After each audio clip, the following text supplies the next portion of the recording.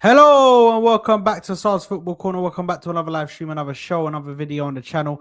Because everybody is tuning in nice and early. Because everybody is watching on replay. Make sure to smash the like button. Make sure to subscribe to the channel if you haven't already, people. We are back again for another episode of the Koora Pod. And back again. Sorry. Yeah, man, back again.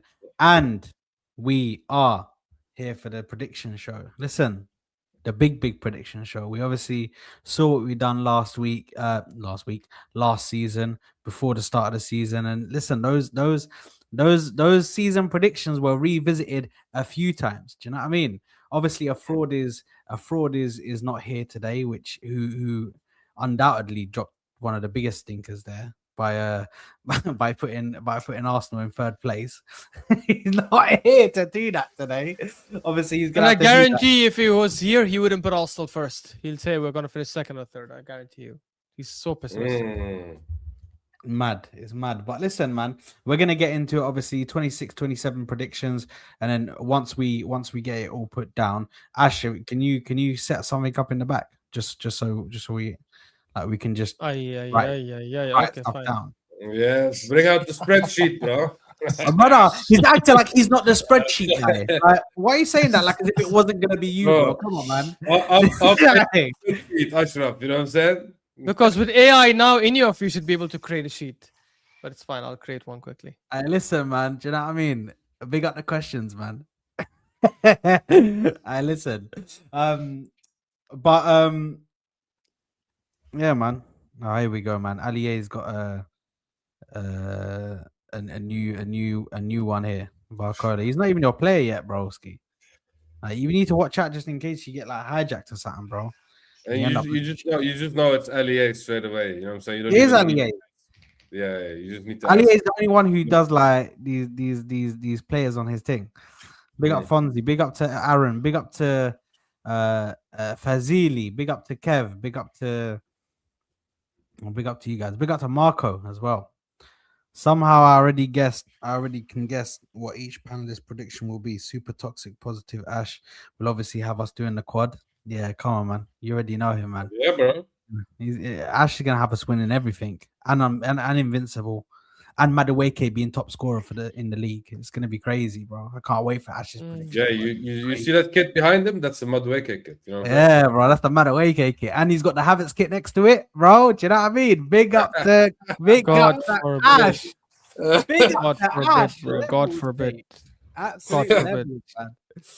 But listen, we are here to do this prediction show. We're also going to be speaking about the Community Shield Man City next. And transfers, bro, because there is transfers, man.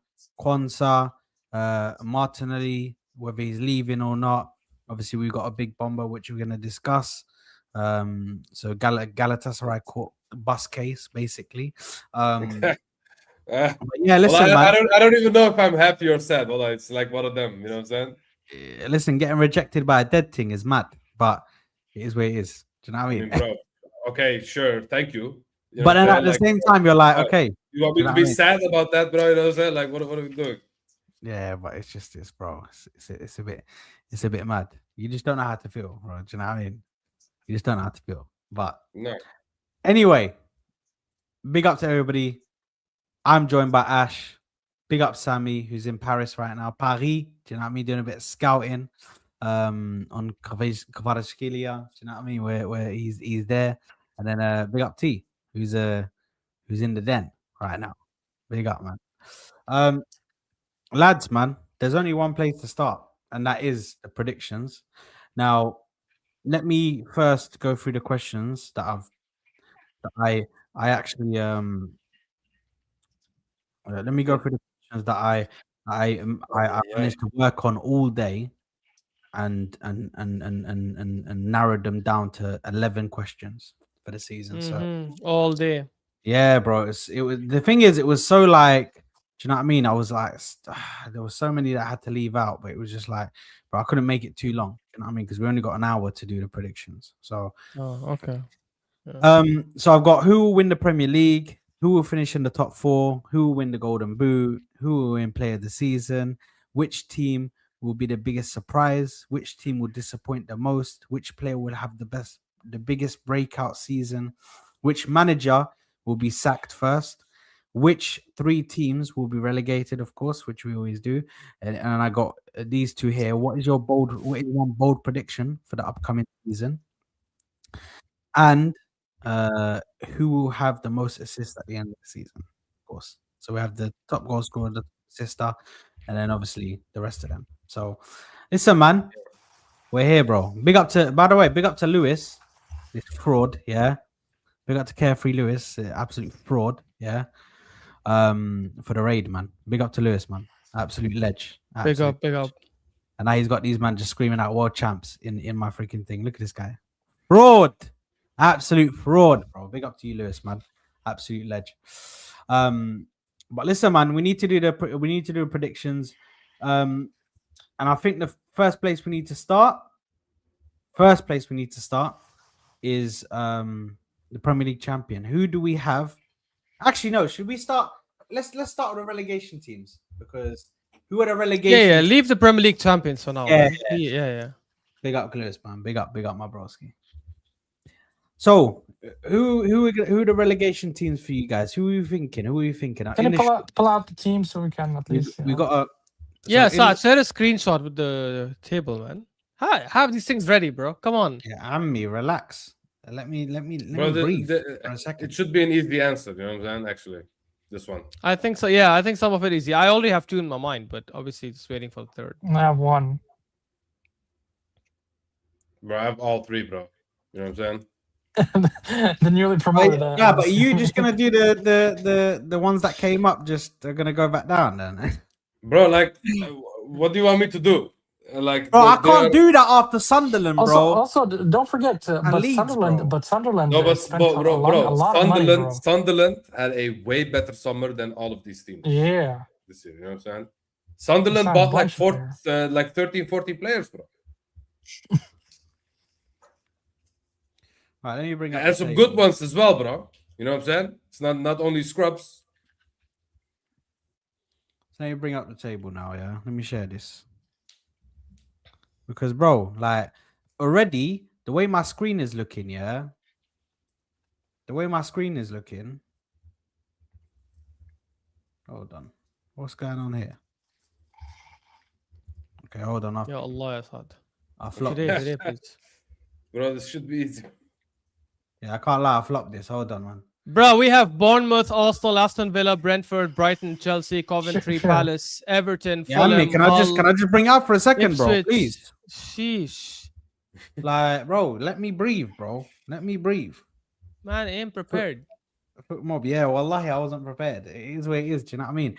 Listen, full-time streamer, or not even a full-time streamer, but a professional streamer, and this is what I'm doing, guys. It's fraudulent to the highest level. But listen, we're not Sky Sports. Yeah, I mean, you know what I mean? It's if you want Sky Sports, brother, go watch Jamie Carragher and them, man.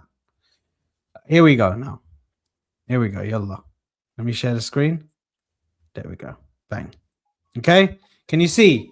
Can everybody see? Mm-hmm. Can everybody see? Yeah. Yeah. So as you can see at the bottom right there, we have a team that should already be there.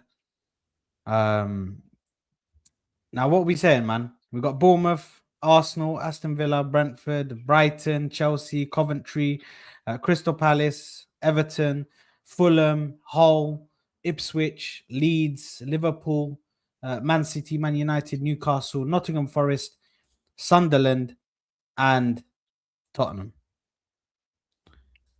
What are we saying, man? Who Coventry wants to and go Ipswich first? for sure. What's that? Yeah, I do think 2 of the Covent- promoted teams yeah. will go down. Yeah, sorry, go ahead, Sami. Go. Yeah. No, I'm just saying Coventry and Ipswich seems like a no-brainer for me. Start, zoom in.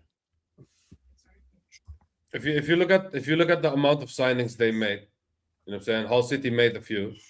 Not that impressive, if you ask me. You know what I'm saying?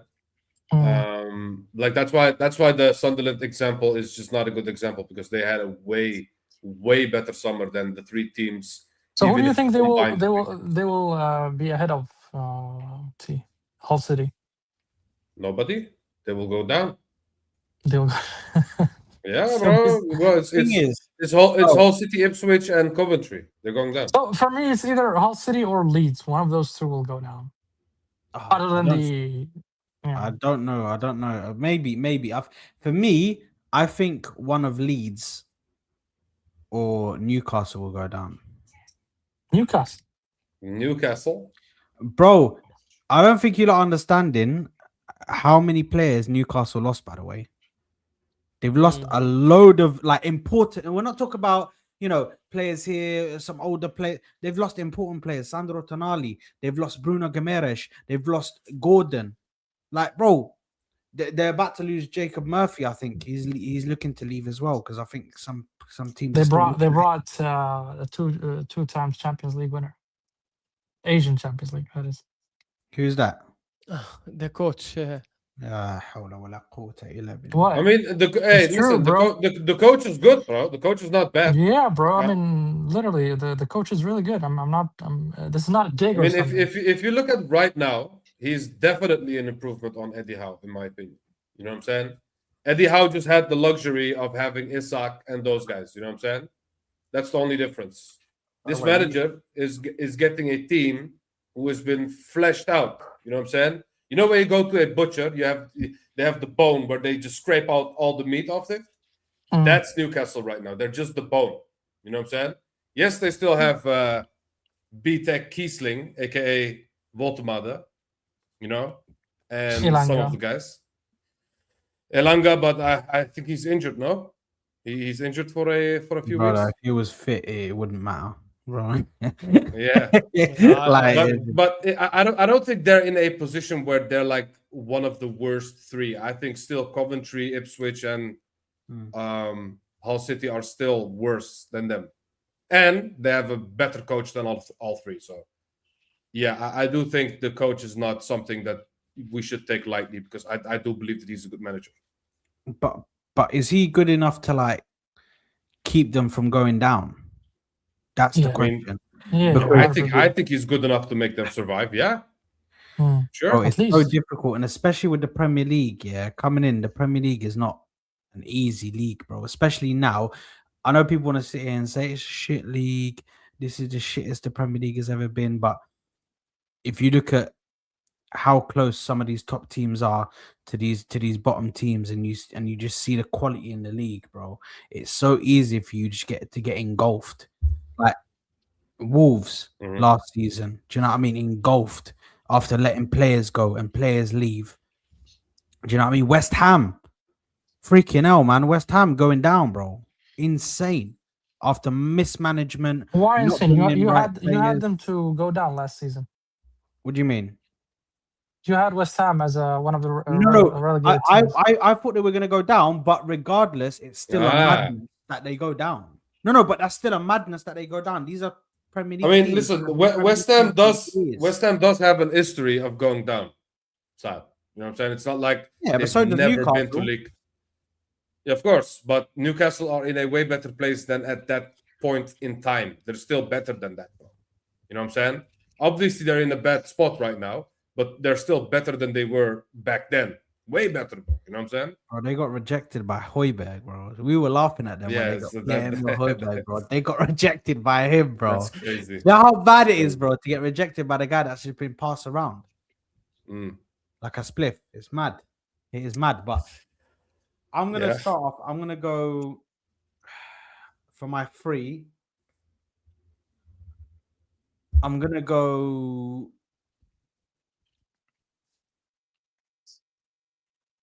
Newcastle, because I think they will. I think there's a chance that they go down. I'm gonna put them down. I'm gonna put them 17th. I'm gonna put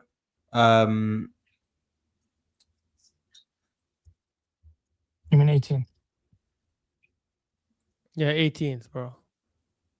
Sorry, 18th. Sorry, yeah, so 18th. I'm gonna put Ipswich Town. Did you just wake up? And hope, huh? I said, did you just wake up? No. Okay, never mind. Go. Yeah, sorry, you said Newcastle? Yeah, Newcastle, Ipswich Town, And I'm gonna, you know what? I'm gonna.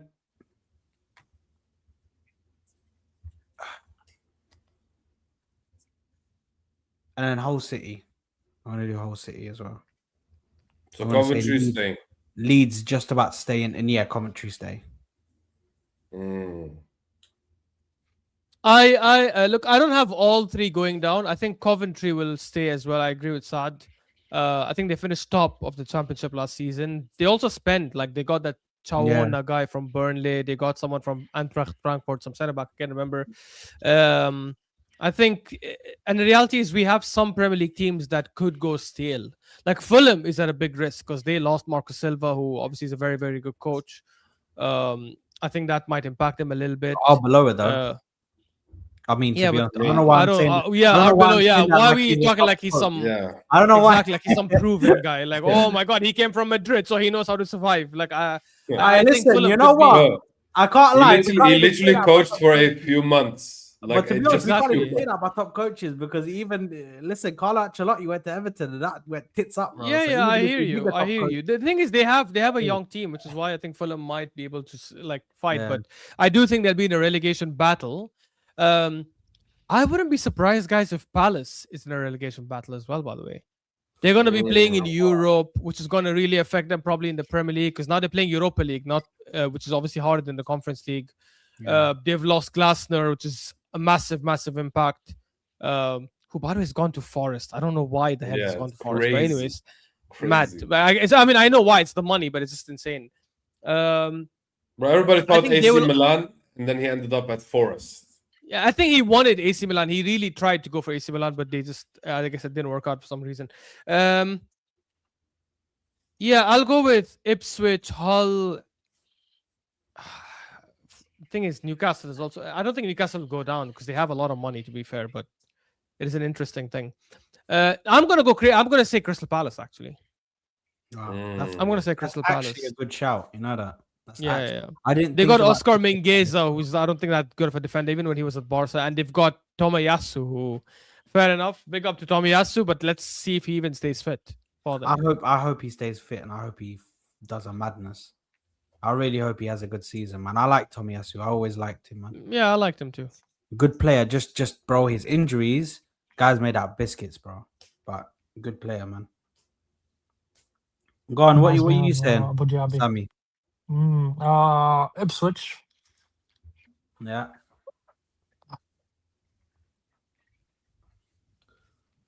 Well, Hull City.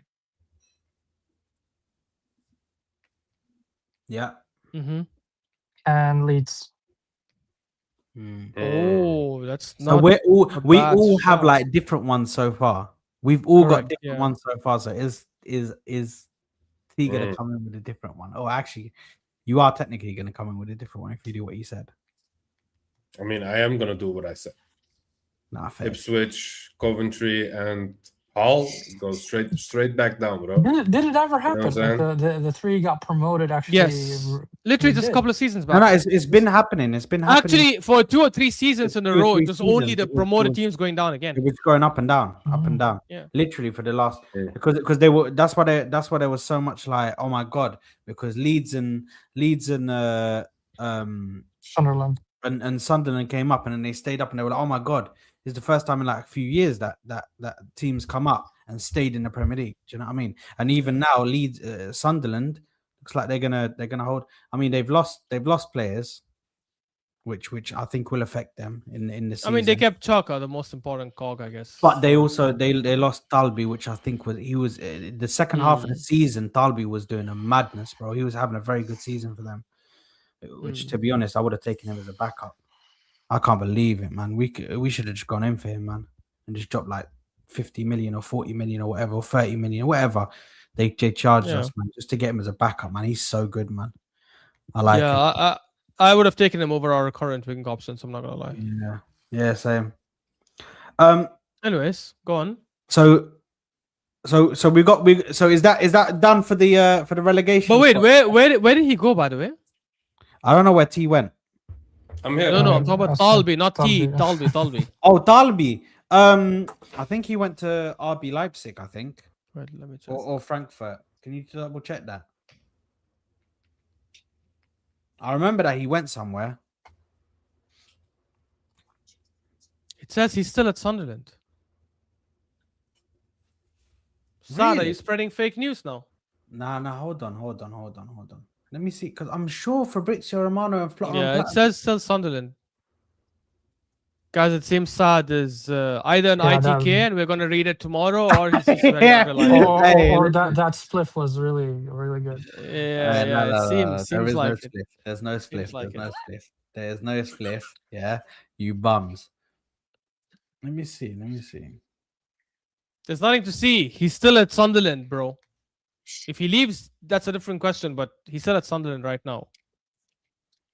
Yes, he is, Kev. He's definitely Yeah, having a massive what? stinker. Yeah, you know Anyways. what?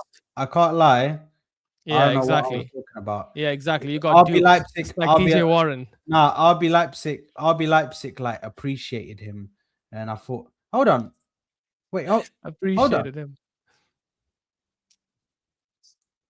Bro, I think let's just move on to the next topic, bro. Cool. Yeah. Okay, yeah, The next sorry, one, that- yes, that's exactly, crazy. yeah. That I was is trying to save you the insane. embarrassment. I was trying to save you the embarrassment. I saw that he thingy, but it wasn't a confirmed thing, and I just saw a agreement, and then it was him going to Sunderland. I My can't lie, God. so I was like, damn. Yeah, Okay. no. Look, I changed the top 4 question to top 5 because obviously top 5 get Champions League, not just top 4. Yeah. top five. And I think for that and who wins the Premier League, we just start from who we think will finish 6th, 5th, 5, and we'll climb up to first spot. Yeah. Because it'll become easy to reveal it. So which one do you guys want to do next? The top 6? Yeah. So we do top. Oh, fucking hell. Yeah. Let's do Okay. top 6. Let's do top 6. Stop sharing a screen, Habibi. There you go. Yeah. Cool. Top 6. Sami, you want to start? Who do you guys have in? Okay. Okay, let's start with 6th spot. Sami, who do you have in 6th?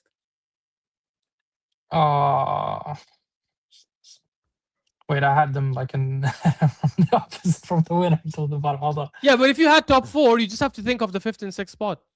Yeah, hold on a second. I can go first if you want. Yeah, go ahead. If you have them ready, go ahead. So I don't understand. Yeah. 6th for me, I have, as things stand today, I have Liverpool finishing 6th. Ooh. Wow. Bro. Wow.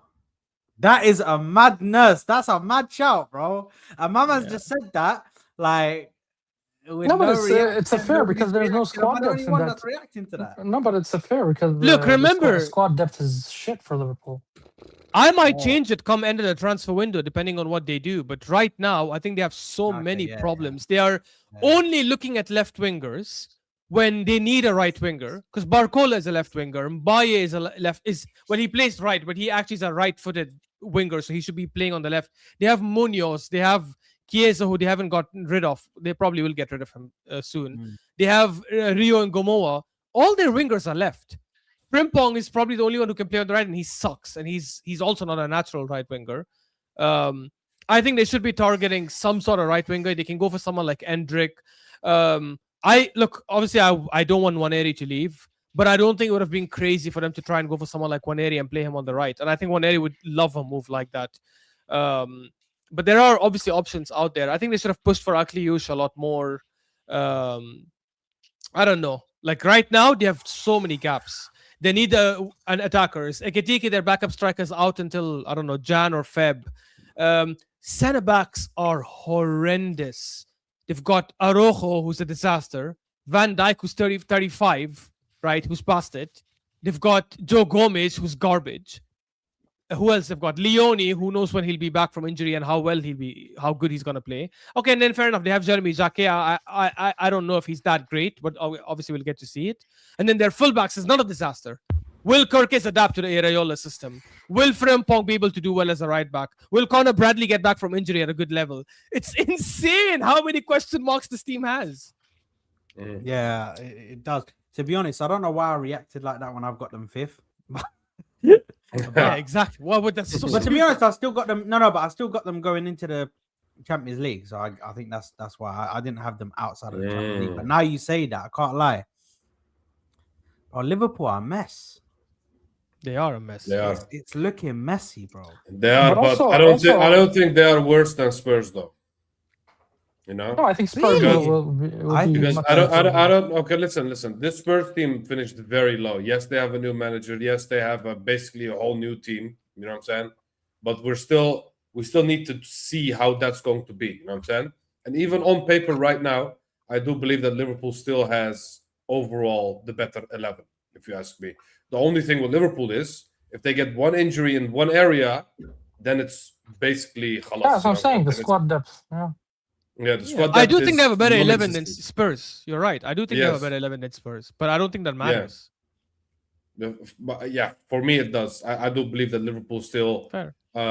because the biggest question mark for me with Liverpool is not per se their players, but how the Iraola system will adapt to a top team like Liverpool. You know what I'm saying? Because we've seen it at Bournemouth. Yes, he's had some great performances, but a lot of draws as well. You know, but now he has some amazing attacking firepower, aka Isak, Wirtz, Ngamoa. You know what I'm saying? He has some good players there. And especially if they get Barcola, who knows how this Iraola system is going to look, you know? And for me, it's when it comes to the attacking part, it's going to be positive. But yes, I do have question marks when it comes to their defense. But for me, I do still have them above Spurs, but I have them fifth, like Saad. I just have Spurs at sixth still because I Spurs have to prove to me that they actually can turn this around in the league because they've been shit for a very long time right now. You know what I'm saying? So we still need to see a good Spurs in the league. You know? Yeah, I can't lie. Just to piggyback off of what T just said, I've got Spurs in there. But to be honest, I still think that sixth is a massive jump. You know what I mean? From where they were to finish sixth, it is a massive jump. I know we Yeah. want to say top six team and big six club and this and this and that, bro. These guys were rotten, and they made some signings in the summer, improved their defense massively, to where they've got centre back cover for days, and a very good defense. You'd argue that Liverpool would love to have Spurs' defense right now, and that's crazy to say. 100%. That's In every crazy to position. say. With the well, actually, to be honest, even when they were in the relegation battle, you still would love to have the defense.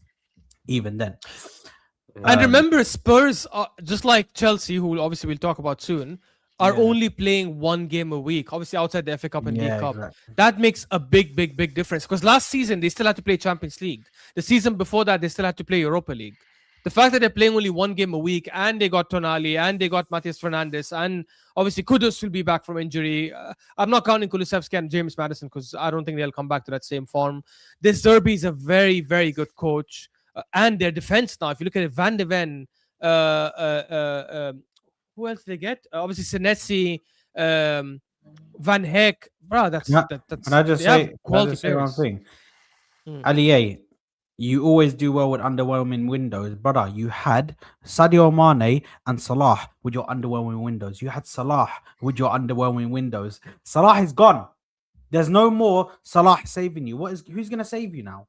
Yeah, you cannot compare it to 2 seasons ago when you won the league. Because yes, you only got Chiesa that summer, but you still had Van Dijk at a decent age. You still had Salah, who's one of the best attackers in the league. You still like McAllister, Szoboszlai, and Gravenberch were all good. They just needed a slot to get the best of that combination. You didn't have a bad team. You had Luis Diaz, who's a fantastic winger. I don't think that was like you didn't have so many glaring holes as you have now. Yes, you didn't have great depth, fair enough. But then you also were lucky that you were able to keep your starting 11 fit for majority of the season. But you might not have that same luck this season. And even if you keep your starting 11 fit, even in your starting 11, there's a lot of holes. There's a lot of issues that need to be fixed. Yeah, it's really difficult. It's really difficult. So yeah, I've got Spurs personally. I've got Spurs. Okay, sixth. so I've put Spurs for you and T. Yeah. Yeah, I also have Spurs sixth. Oh, okay. So just to confirm, so have we all got, or have all three of us got Liverpool fifth? Because me and T Yeah. have. Yeah. Okay. Okay. So all So three I'll of us put it have for got all of Liverpool you. fifth. So who have you Yeah, got fifth? the thing is, I do have Liverpool originally at fifth, but I am doubting it a little bit because Chelsea could still be there even with one game a week. You know what I'm saying? I have Because Chelsea third. how much did Chelsea really improve their team? You know, Yeah, I have that's them. the I have them question. Yeah, third. we'll discuss that now. Sorry. Look, Wait. Yeah. So, Sa, to answer your question, I have Spurs fifth, so Yeah. we don't need to discuss them. All right. Okay. So let's go to fourth. Let's go Yeah. to fourth. So let's give our four, our top four then. Yeah. So we'll give our top four. So I'll start off with my top four. So my top fourth, third, second, yeah, first. fourth, second, Got fourth, third, second, and then champions, obviously. Got it. So in fourth place, I've got Chelsea. In third place, I've got Man City. In second place, I've got Man United, and in first place, I've got Arsenal. That's how I've got my top four set out. Obviously after, and then Liverpool fifth, and then Spurs sixth. And basically, my thinking is, I think Man United had done a really good job in the window. I know you guys don't rate, or I know T, you don't rate. We were having a conversation about it and about the midfield, and you know, you might not rate, you know, Andre Santos, and you guys might not rate the. Well, obviously Tillemans we rate, but I think some of the moves that they've made in the midfield market, some of the moves that they've made to be able to get players off of their roster, and also to be able to bring in those midfield players. Yes, they need one more, but bro, you say this, but they don't have legs in the midfield. Also, they have brains. They have brains. Okay, they have brains, but who is their runner, bro? No, it's not about it's not about also the this- runner. It's about also they have now the Champions League side. I mean, they used to play one game a week, and they got knocked out early in the domestic cups. And I've not seen Michael Carrick in juggling between 4 competitions, you know. And I don't think they have the squad depth to do so, honestly speaking. So if they're gonna go for multiple, you know, fronts, I don't think they're gonna be able to compete on a high level. What's your top 4, Sami? United, Chelsea, City, Arsenal. Wait, what? United fourth, Chelsea okay. third, Okay. City second, and Arsenal first. Okay. Mine is simple. Mine is going to be Chelsea at 4th, United at 3rd, City 2nd, and Arsenal campeones. Mine is United 4th, Chelsea 3rd, City 2nd, and Arsenal 1st. But I don't think Chelsea or United challenge for the league. I think there'll be a gap between Chelsea, United, with Arsenal and City. And by the way, again, guys, obviously this is I know we've already spoke about this before, but just a warning or a notice for everyone. We're going to do predictions again once the window closes. Yeah. So well, I could easily update the predictions at the end of the window. Yeah, exactly. Outside Arsenal finishing first, barring like some disastrous stuff for us in the window, I think all the other 5 I could easily change depending on what happens. But right now, I just have United 4th because of what Sami mentioned. I do think they'll struggle juggling between Champions League and Premier League and other competitions. Carrick, obviously. Look, guys, remember, the thing with Carrick, he might be a great coach. You never know. But we have to also remember, he came to a team that was in the dumps, and all he had to do was get them out of the dumps, was get them happy and wanting to play football again and looking forward to actually competing and actually just getting to play normal football once a week. And doing that is a lot easier than now going, and he had no expectations. Because if they finished 8th or 9th, they probably would have said, hey, thank you, Carrick. Good job getting us from the crap that we were in. Now it's time to look at the next manager. Or they might have even kept him. Who knows? Now they're actually going into a season with massive pressure. Because, and by the way, majority of that pressure is coming from their fans. Because their fans, most of them are saying, we expect to challenge. We actually think we're better than City. We actually think we're very close to Arsenal. Like some of them obviously are deluded enough to say they could win the league. And that's that. But a lot of them are saying, oh, actually, we're not far away from Arsenal. And I think because of that pressure they're going to be putting in.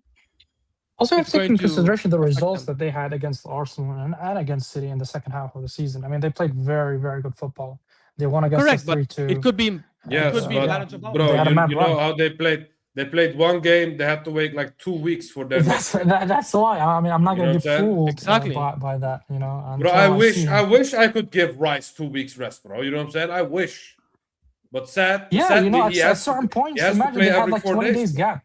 Imagine they had like 20 days gap between the two fixture, which is mad. And T's point earlier makes a lot of sense. They don't have a lot of legs. Like, yeah, I like Tielemans. I think Tielemans is fantastic. It's an excellent. It's one of the signings of the summer. But Andre Santos is, I don't think, that great when it comes to winning the ball back, and they're all lightweight. I think it's okay to have a lightweight midfield if you have elite and ball not playing only midfielders lightweight, like Ashraf, PSG or Barca. not only lightweight, they also don't have any pace at all. Like, Is it fair? Is it Yeah, fair to exactly. say? Is it You know fair what to I'm say saying? that And they the didn't thing replace is, and the thing Casemiro? is as well. Answer this question for you. You can all ask this question. Yeah, who is the best defensive midfielder, the number 6 at Man United right now? The best. Well, Tielemans has to play there right now as things stand. But It's is he a crazy to defensive say. midfielder? So if you put No, him he's there, not. He's an you know eight. what I'm saying? If you put him there, everybody's going to get past him, bro. You know what I'm saying? No, That's okay. what I mean. What they'll do is He's they'll the- play Andre Santos. So Andre Santos is the Andre, best they have, but he's not good that's what I'm enough. saying. Andre Santos will Bro, be. that's what I But mean, can bro. Andre Santos? That's like nothing, bro. You know what I'm saying? You put any player could cook Andre Santos, bro. I'm not talking about Andre Santos' skills. I'm talking about his defensive ability. I think we underestimate how much a team needs a defensive midfielder. So is it You know what I'm fair saying? to say they didn't replace Casemiro? No, they didn't, bro. As it stands, their only midfielder that's purely focused on defending or mostly focused on defending is Ugarte. No, but Andre Santos can defend as well. He's just not Yes, good at but- it, like great at it. No, but he's not a. Okay, what I'm trying to say is I see Andre Santos more as a number 8.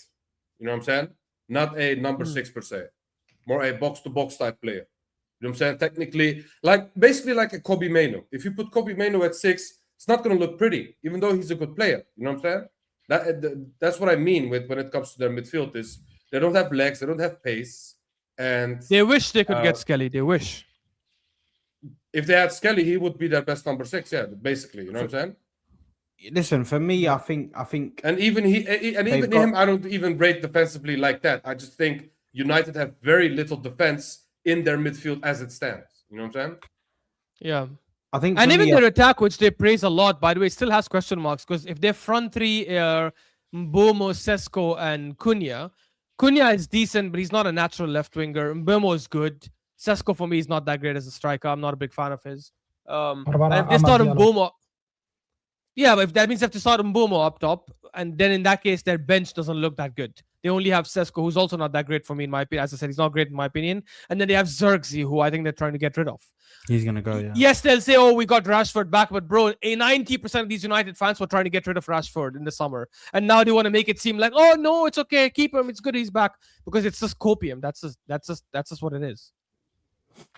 Listen, I do think that if they keep the midfield how it is, then they're taking a risk, and maybe if by the end of the transfer window, if they don't sign a midfielder, but I'm kind of banking on them to sign a midfielder, another midfielder, because Bro, they've been talk if they signed of them signing a midfielder. if they signed Kone, then I would change my tone. 100%. Or that's what I'm banking on, and 100%. I may very well change my thing. But at the moment, I think Andre Santos is an all right midfielder. He's not like But, world and class. also about him, he's not good. even a starter, by the way. He's not even a starter, Andre Santos. They say Oh, he's I a think he squad will be a player. starter. I No, think but he's gonna United fans rotate. say that he's a squad player. He's a rotation piece. No, I think he'll be a starter for them. But regardless, Yeah, I maybe. think. Listen, they're starting to build that depth, because if they bring in another midfielder now, like a Kone or something like this, then it completely changes their midfield. I mean, they chased Chouamini. I'm sure they're chasing a similar profile. Yeah, mean, if not they get Manu necessarily. Kone, I think Then that they will would put them put in a very good place. then- I but think then I I- think they could finish third, maybe even second, depending on what city. Yeah, Then I they think were they speaking are about- very unfortunate that Baleba got injured because they won't buy an Yeah, injured that's what they were Baleba. going in for. You know what I'm saying? Mm. I think if they Yeah. bought him, that would suit their midfield. You know what I'm saying? He would be the defensive profile in that midfield. You know what I'm saying? The player with the legs and stuff. But nobody's going to buy an injured player for that. Okay, so commitment wait. factor. Let me just confirm this. Did all of you have City finishing second? No, I had Yes. Man United finishing second. Okay, so you think highly of United as things stand now, which is fair. I don't see it. But this is the thing. I don't want it to people to think that I'm thinking so highly of United. More that I think the drop off of City losing Rodri is going to be that. But that here's the thing. crazy Here's the thing. Okay, that's fair. That's very fair. is the reason why. I've gone with my predictions, assuming Rodri is still there, because I know he'll Right, go to okay. Barca. It's very clear he's going to go to Barca. Right. But because the bid got rejected, there is a world where he stays and plays and for free and leaves for free next season. So because of that, I'm like, I don't want to change it then. I'd rather change it if he does end up leaving, which looks likely. But if he does end up staying, then I think they will challenge for the league, and I think they have a chance to be very, very close to us. Maybe even win the league if we Yeah, mess that up and we completely don't changes. That do our completely job. changes it if he stays. If he stays and gives everything for the club, then But it's that fair will what change Ash my. saying. He's saying that is according to now what's happening right now. So right now he's a City player still. So Sami has Man City second. T also has Man City second. What about Chelsea, guys? I know we didn't talk about them enough. I have them third. Same. Yeah, I've got him fourth. I have them third. I'd- The reason why is because I do rate Xabi Alonso as a manager. Yeah. Also, I don't forget that they are not playing the Champions League. They're not playing the European League as well. So that means one game a week for them. So that is literally one of the easiest thing that you can do. Given to their squad, they added a lot. They added Rodgers, and it suits Xabi Alonso's way of playing. If he's going to go with the 2 10s, meaning that you can have a right 10 of Palmer, left 10 of Rodgers, which suits them to a T. But yeah, they lost a couple of players like Cucurella. They did lose a good player there. But overall, like I wouldn't worry much about squad depth because of the one game per week. Right? That's how the way I see it. So I think they're going to be so comfortable. They're going to be relaxed. A week break between the fixtures, so Xabi Alonso can settle in quite comfortably. There's no pressure. I mean, where did they end up? Like eighth, well, whatever last season, 10th even. So wherever in the top six, that would be a massive improvement. So under no pressure, I think Xabi Alonso will thrive. Yeah. Yeah. Oh yeah, go on, bro. No, I was going to say, I think they've made good signings as well. I'm not a big fan of Koora in a back four, but obviously they're probably going to start with a back five or a 3-4-3, in which case I think he's okay. Rodgers obviously is a good signing for them if they play him in an attacking midfield role, not as a left winger. And I think that's what they're probably going to play with 2 10s, which will probably bring out the best of Cole Palmer and Rodgers together. Enzo apparently might be staying based on what I read today. Because they passed the deadline today. I mean, exactly, and they didn't offer that amount of money, so I think he's gonna end up staying. So if they end up having a midfield of Enzo and Caicedo in the middle, and then Palmer and Rodgers, and then let's say Joao Pedro up top plus the wing backs, that's a very, very good team. And then playing only once a week means probably less injuries. It'll mean more rest time, more time for Xabi Alonso to like strategize and plan. So it's going to be close between them and United. I do think they have an advantage, but they obviously need to give Xabi Alonso time and just let his style eventually come into play, and not get freaked out with like the first few bad results that'll come their way. So I do see them sneaking third. Yeah, I've got them fourth.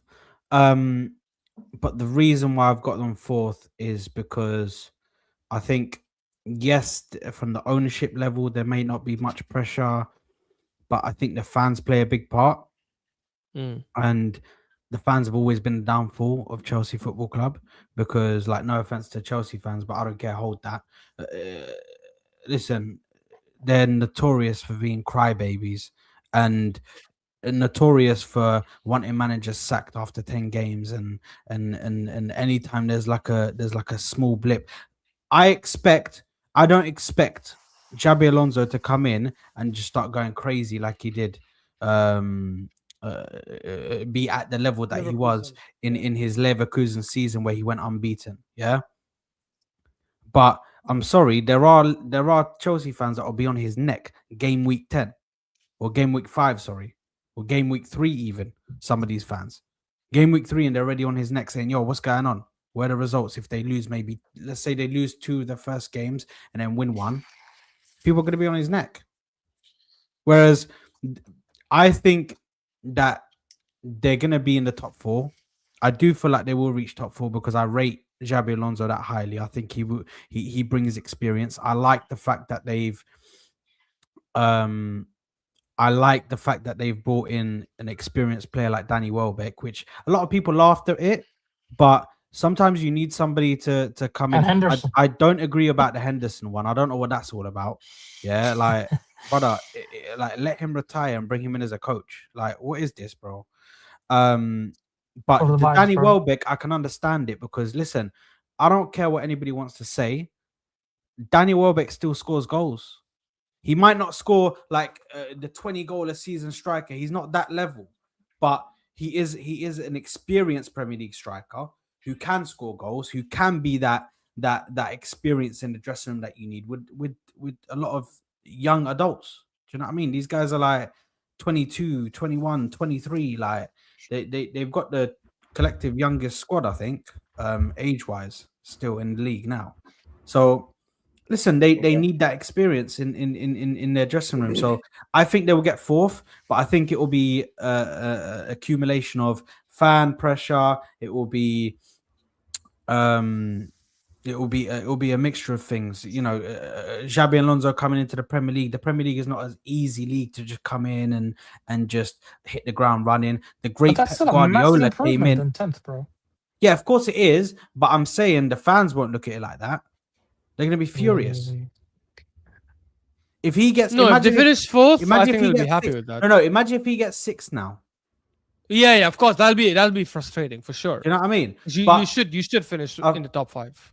But I think you look at the situation that they've got at hand.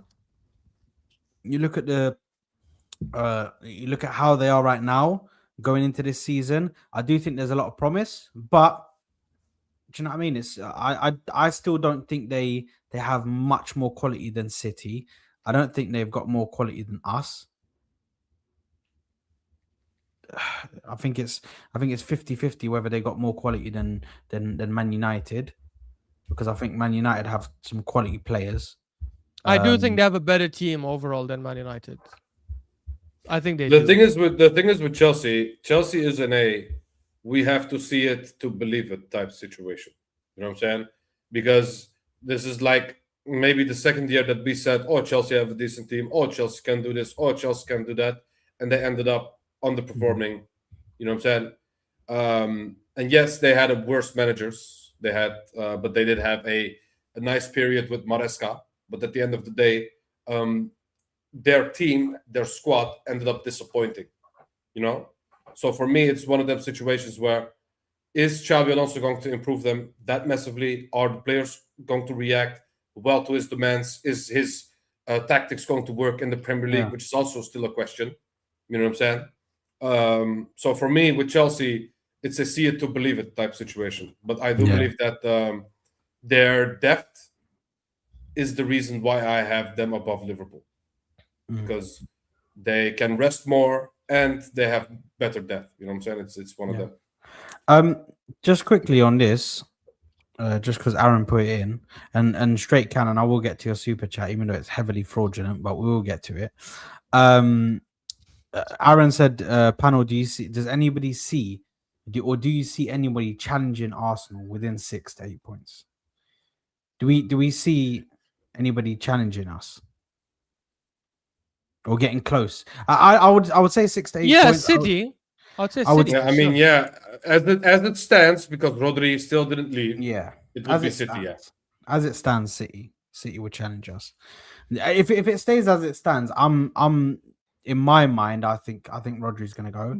But also another thing is if we perform or play in the same style of last season with one of the lowest goal tallies ever as champions, then we're not going to really run away with points. Right? Yeah, I agree. So Correct. we're going to end up somewhere in the 80s, 85, 84, which is considerably low compared to the last decade. If you look at the champions of the last decade, Man City or Liverpool, whoever. So I don't think we're gonna run away a lot with the points. So it's gonna be, I don't know. We'll see. I think I agree with that. Yeah, I agree I with think that. our attack. What'd you say, Ash? No, I was gonna say I agree with that, and I think if City keep Rodri, and other things go their way, then they have a decent chance of winning the league as well. If we let certain things slip, which we could, right? Because right now we still haven't finished our business, in my opinion. Yeah, I think that's completely different. I think that completely changed. Sorry, go ahead, T. Sorry, because I was. Yeah, you're gonna. No, I wanted to say, as it stands, if you look at our attack, that's the biggest reason why we can't make a big gap, because I do believe that we are very, very short on firepower when it comes to the attacking part. You know what I'm saying? Because if Saka gets injured, then you have a front line of Solis, Gyökeres, and Madueke. You know what I'm saying? If you look at that front line, you would think that that's a front line of fucking, I don't know, Aston Villa or even lower than that. You know what I'm saying? Is it just me, or I rather see Max Dauman as our second choice as a right winger? Obviously, Rather than Waneri, Max Everybody Dauman, anyone with common sense and a brain would want Waneri or Max Dauman. It's just I find it hilarious that some people are trying to like do Madueke prop. Honestly, man, I don't know if you guys saw this like in the group, but I was let me. What with Giuseppe? Yeah. Bruh, I just came in. I was at work. I came in for just a second because I was seeing hella like I was seeing hella notifications. I came in and I saw a heat map. I was like, brother, what are we doing here, man? Bruh, this is 180's season when he played as a right winger for us, the 24-25 season, versus Madueke last season. Look at this. 180 shits on him as well.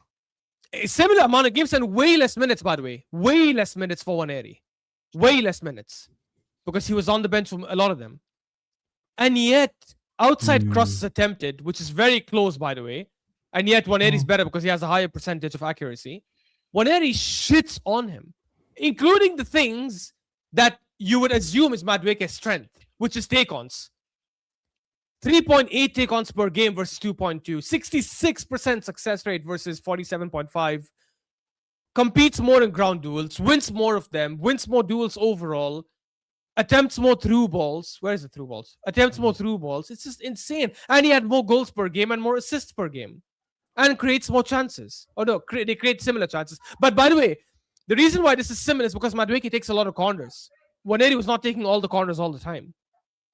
It's insane how anyone could try and make a justification could try to justify why Madueke should be the second option over someone like 180. Oh, 180 does not want to play wing. 180 is not a winger. He's a 10. Okay, Timber is not a right back. He's a centre back. Havertz is not a striker. He's not a midfielder, sorry. He's a striker. Actually, to be honest, he's not even a good striker. But he's definitely not a midfielder, and we play him there sometimes. Hincapié is not a left back. We still play him there. What kind of Martinelli didn't start as a winger. He used to play a striker before. We moved him to wing. What kind of garbage nonsense is, oh, he's not a winger. But he plays well on the wing. So he will play there. If we ask him to play there, he's going to play there. Who has a bomb alert? Brother, I don't know what's going on. Probably. Bro, that's the bomb alert we used to get when we were getting attacked before. So basically, it's saying severe alert issued by the UK government. There are high risk of wildfires nationally.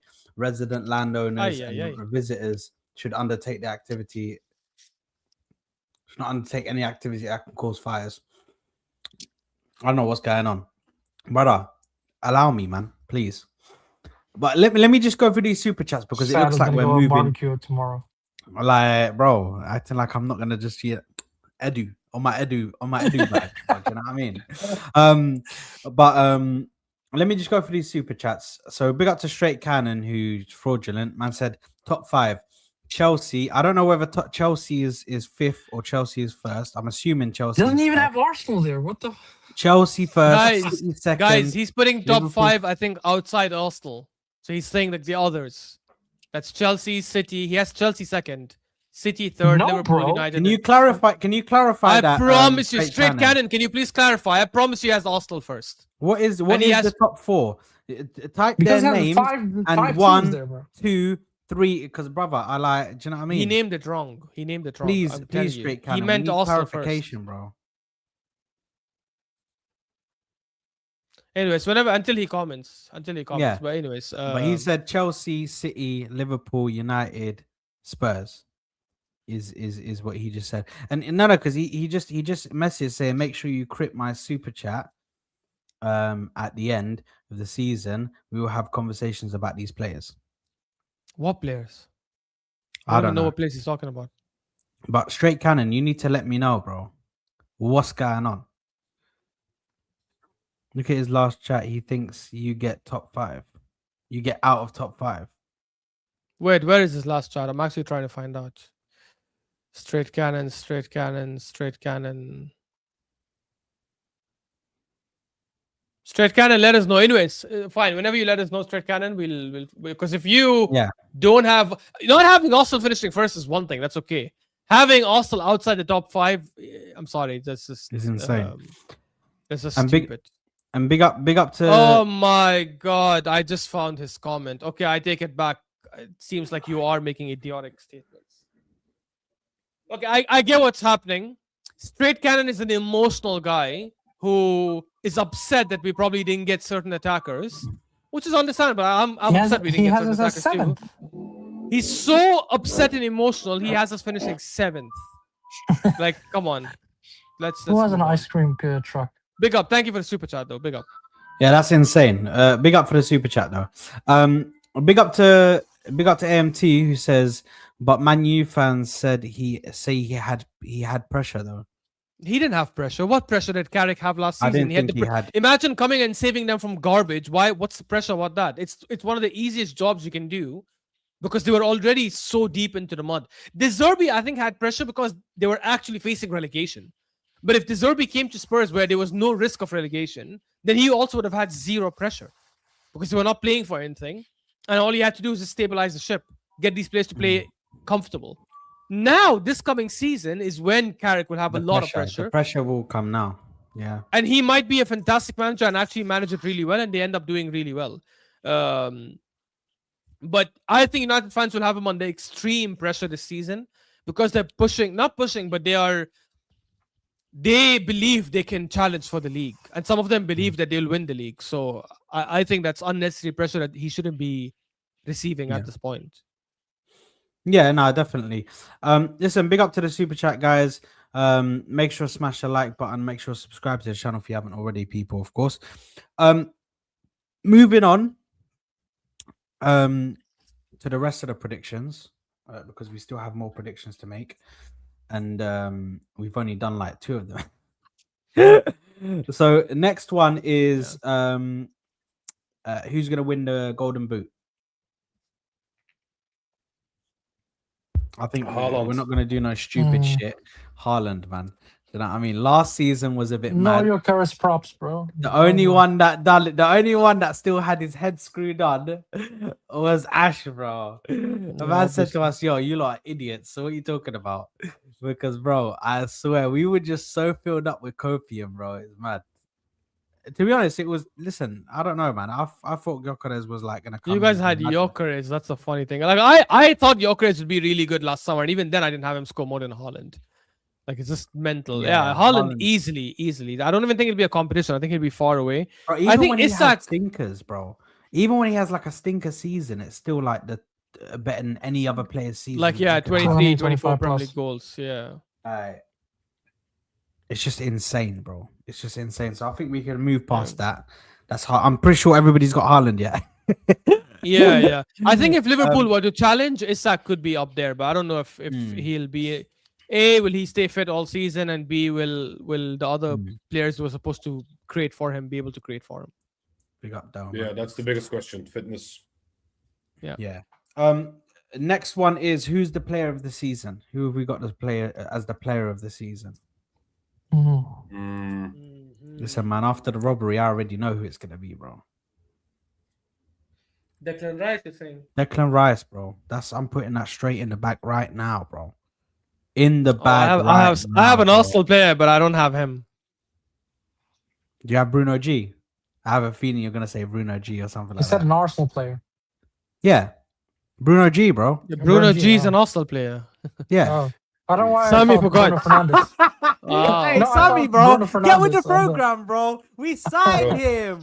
No, I Bruno don't G, think. bro. No, I bro, think. I don't know why Sad. Bruno They Fernandes didn't get came the to mind. news. They still didn't get the news in Paris, bro. You know what I'm Hey, saying? bro, what's going on, man? Yeah, I was Bro, busy with man. the No, he thought it was the Bruno signature Fernandes. of but, yeah. Gvarshilia. Inshallah, listen, man. I don't think Don't it'll ever worry, happen man. though. Wait, let me just bring this up since it's related to our last topic. Terry from Football Terry said yes when I super chatted. Said yes about what exactly about the pressure. Yeah, look, Pressure. he might say that because he's a United fan, but look.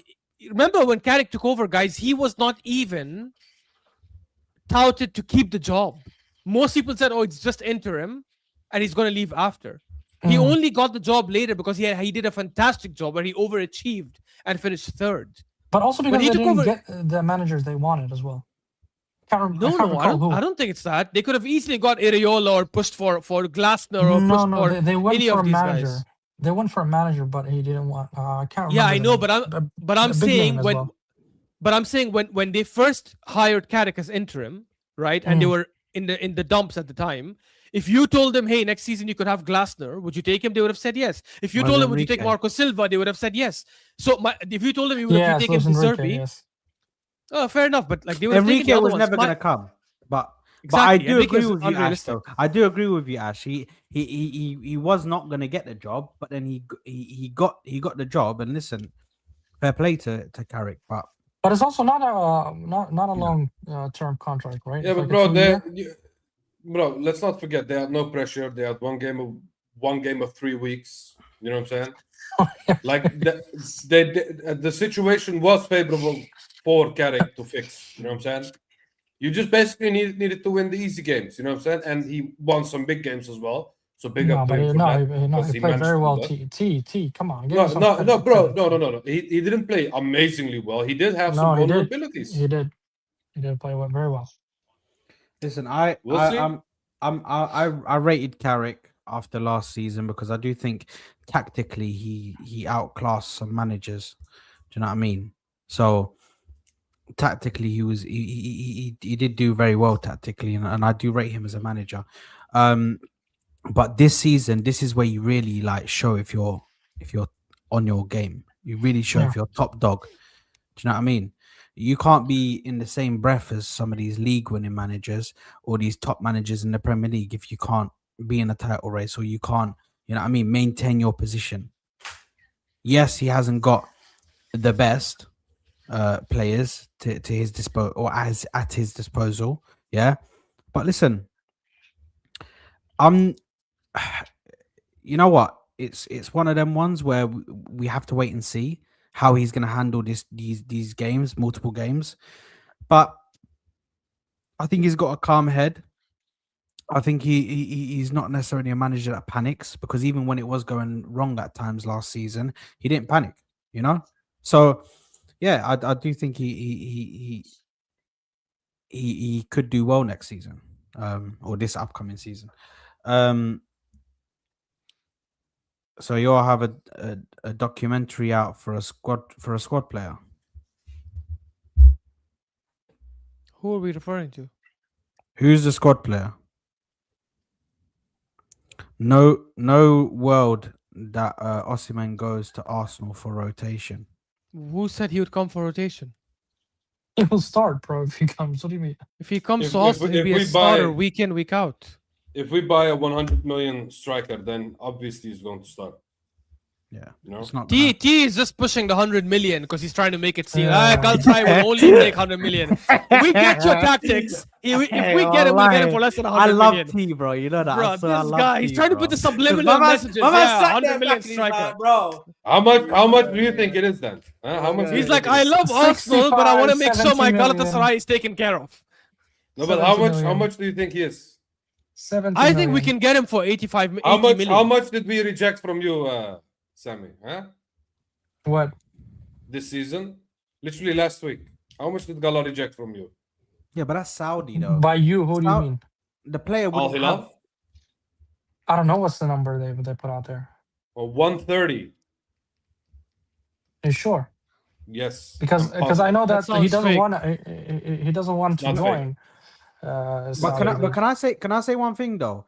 I don't think that Saudi yeah. bid. Damn. I don't think that Saudi bid would have enough like as much like or put enough as much worry into a Galatasaray as an Arsenal bid, which is a Yeah. Premier League champion, a Champions League club that just finished in the final, and somebody who can offer Osimhen something. Like Saudi are gonna say, "Oh, come here, we'll give you so much money, we'll give you this and this and that." We can actually offer him like, bro, you come here, we can But win the also, Champions League, don't bro." forget he's in a very high wages. You'll not sign a player for 130 plus 400k a week. I mean, that's insane. I think if I we mean, sign bro, him, you have to if you want to buy him. Yes, then you have to. That's basically the quota. And I'm not saying this I think he's because worth it. I'm a Galatasaray fan. I'm literally saying this because they literally said He's worth 400k. He's like a Vini Jr. for you. no. I think at England he would take like 350 around that part. But I'm But is talking he on about 400K Galatasaray's valuation for the pounds? player. Is he on Yeah. 400k Yes, pounds. pounds? Around that, yeah, like 16 Damn. million a year, 18 million a year. So sorry, I was thinking when you said 400k, I'm assuming in euros. But No, pounds is mad. and listen, he earns a lot of money in Turkey. You know what I'm saying? We obviously he would maybe sacrifice a little bit of it to go to a top club in Europe and challenge He's for the currently on Champions League. He's currently on £307,000 a week, which we Okay. can easily Oh, match. okay, yeah. Well, no, that's We can easily okay. match that. But if Yeah. Havertz, we go back to this again. If Havertz is on 280k, bro, slap 350k on Osimhen, bro. I mean, yeah, we Wallahi, would do like, that. bro. We would do that, but it's about the transfer fee for me. The transfer But fee. also- Listen, I think if you look at 85 million, if we put 85 million pounds, how many euros is that? That's like 100. That's like 100 million euros. We could No, have it's like also 90. Saad easily Just offered 90 or something. Martinelli as well, but the dickhead doesn't want to play in Turkey, so that's a no-go. Yeah, that's He's a whole shot other off. situation. He's like, But- why would I play on Turkey? This guy, I wish we just kicked him out, bro. Yeah, bro. Honestly, bro, like the thing is, when I saw that, yeah, like, listen, you know what? Let's leave No, it. because Let's do listen, the predictions. Martinelli was not going to earn 180k a week at Galatasaray. I don't Yeah, think that's why he rejected it. Transfer G, fee. again, you're trying to defend. That's not why he rejected Galatasaray. He It's thinks one of he's the too reasons- good for Turkey. Guys, It's can He we- one thinks of the he's too good reasons- for Turkey. Can we Yeah, just he do the thinks prediction? he's better than which prediction? is a lie. Which is a lie. Which is a lie. Is he No, not I good enough? agree. It is a lie. Turkey is his level. I think his level is there. I agree Yes. with you. Me too. It is 100%. It is 100% not a lie. It is 100. Sorry, it's 100% a lie. He's not Guys. too good for the Turkish league. Let's just do the predictions, and then we'll think it. So, player of the season, who did you guys say? 'Cause Yeah, I said For me, Klopp. it was between. It was look. I was very close to putting Haaland. I still might put Haaland before the end of this transfer window, when we do the next round. But right now, some of you guys might say this is a bit emotional. Maybe it is. Who knows? But I do think there'll be a recovery season for Bukayo Saka, and I think he will end up. If we win the league and he ends up getting like 25-30 GA, which is doable because he was getting there just up until 2 seasons ago. I think he will end up winning it this time. But obviously, Haaland is always going to be a crazy shout. I mean, a shout that's right there. See, I mean, Ashraf made a great shout there. You know what I'm saying? But I do believe Because, that bro, if we win back-to-back leagues and we attack and we score a bit more goals, he's going to be the main guy to do it. He's got, especially if he's fit.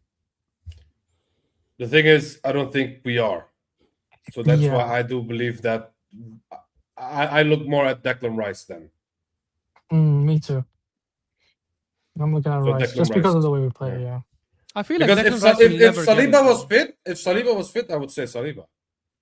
Because even, I do believe that Saliba is very underrated still. Not underrated in the sense of people think he's a bad player. No, I do believe that this defense is built because of him, and not only for him, but also because of him. No, but I Because think I do also believe too that the credit is shared between him and Magalhaes as well, because Magalhaes is putting a lot of effort. You Yes, can't but deny the that thing as is, well, you know? Saliba And makes Magalhaes. Gabriel better. You know what I'm saying? That's what I mean. He makes everyone around him better. I think they complement each other. I mean, it's only fair to say so. No. I think Saliba can survive without Gabriel, and I don't think Gabriel can survive as well without Saliba. Do you know who could be a rogue shout if they continue from their form in pre-season? If you say Gyökeres, just let. Are you crazy? Have you lost your mind? Where are you, bro? What are you talking about? Brother, I saw him do that fucking back heel, bro. Back heel, bro. I was gonna run into the wall, bro. Guys, you know there's a stat about him from last season where nobody lost the ball more than Gyökeres last season. Like, for every touch, how many times he lost the ball? Like, no player lost the ball more or got dispossessed more than Gyökeres last season, percentage-wise. You know how crazy that is? Listen, that's not. You're gonna say it's Zollis, bro. I'm trying to save an embarrassment. No, I'm not. I'm saying if Erdegaard can do what he was doing in pre-season with these passing, and if he genuinely looks like, listen, it remains to be seen. Do you know what I mean? By the way, someone's phone is going mad. By the way, is it mine? Yeah, it must be. Switch it off or put it on silent. No, it might be my headphones. Is it stopped now? Yeah, it's stopped now. Yeah, it was my headphones, I think. For me, no, it's not guaranteed. Erdegaard still has a massive way to come. But so you're saying Eze will be benched? Sorry? You're assuming Eze will be benched? No. I listen. I have a really mad shout. I don't think we're getting a left winger, guys. I think Eze is going to be pushed to that left wing, and I think these guys are going to get. Wait. So are you going to apologize, you pussy, when I told you Zollis might be coming in to be a starter? We're not going to get another left winger. He's not, because Eze is going to be the starting winger. No. But the point is, I told you signing. No. That's not the argument. The argument was, if we get Zollis, we might not get another left winger because of that. Are you going to now accept that fact, you pussy? Well, the fact is, we chased a couple of wingers. We went for Yildiz, yeah, we did, but we only chased Vinny Jr. because that was a great opportunity. And the reason why we're not going all in for Barcola or for Mika Kovac. Hold on a second. Even Yildiz was not that opportunity. It's not a market opportunity. He just renewed his contract with you. We didn't really bid for Yildiz. No, we didn't go for Yildiz. But we went and asked about it. But that's not bidding. Bidding a green light. Why would you go and ask about him if you don't want to buy him? Sami, most clubs don't. Newcastle didn't give the green light to Liverpool last season. Liverpool still said, "Here is 110 million. Can you accept it?" And they said, "F off." We did. I don't want to hear this. We appreciate. We are preparing a bid. We are walking towards the bid. We are carrying the bid on our back. It's about you either bid or you don't. For Zollis, we didn't appreciate. We bid. We told Club Brugge, "Here is 40 million. Do you want him? Do you want it?" That's what it is. The Yildiz and all that stuff. I think we're just the approach and they slapped the price tag and then we bid for him, right? That's how I understand, but what I mean is. So the intention to ask and inquire about the player is the initial steps until you formally. So you're telling me, Sami, if we go talk to Yildiz tomorrow and say, Yildiz, we make you a starting left winger, would you want to leave Juventus to join us? You're saying he'll say, no, I want to stay at Juventus. Is that what you think? No, I think Juve just stomped us there and say you're not going to get him, even if you pay up. But that's not how it works, though. That's not how it works. That's how transfers work. What do you mean? If a player wants to leave, it takes two approvals, right? The player and the club for him to leave. But you've always get the first approval from the player, and then the player pushes internally, and a lot of times the clubs end up selling. Look at Julian Alvarez. Julian Alvarez is throwing a fuss and saying, "I'm not going to train. You don't want to let me go to Barca. I will go to Barca no matter what happens." Obviously, he might not get his move. But it's not the same with Yildiz and Juventus. Juventus is saying he's not for sale, but it's not the same as the Alvarez and Atletico Madrid cage thing where, you're not leaving no matter what happens. If we go and give them 110, 120, they will listen to offers just like Newcastle did. But we should at least try, at the very least. We cannot say we appreciate, they told us no, okay, bye-bye. Well, how does that make sense? Okay, by that logic, why are we talking about Osimhen? As per T, Al Hilal proposed, and I read it, it's true, by the way, beIN Sports reported it. They bid 130 million euros. Sorry, 130 million euros. Yeah, and they said no, he's not for sale. Yeah, Why are we even trying now? that's even clearer from me. Osman, different story, because he didn't want to join Saudi even last year. It's not about the 130. It's not about anything. Osman. No. But his club said he's the player. I'm reading it verbatim. The player is not for sale. They didn't say he's not for sale to Al Hilal. So by that logic, why are we No, trying it's for not about Osman? Al Hilal. I mean, the player does not want to play in Saudi. Even last year, Al Hilal offered, I think, even more than Galatasaray, but he didn't want to join Al Hilal. That was okay, before, yeah. So do you think if we bid 100 million to Galatasaray, you think he gets sold?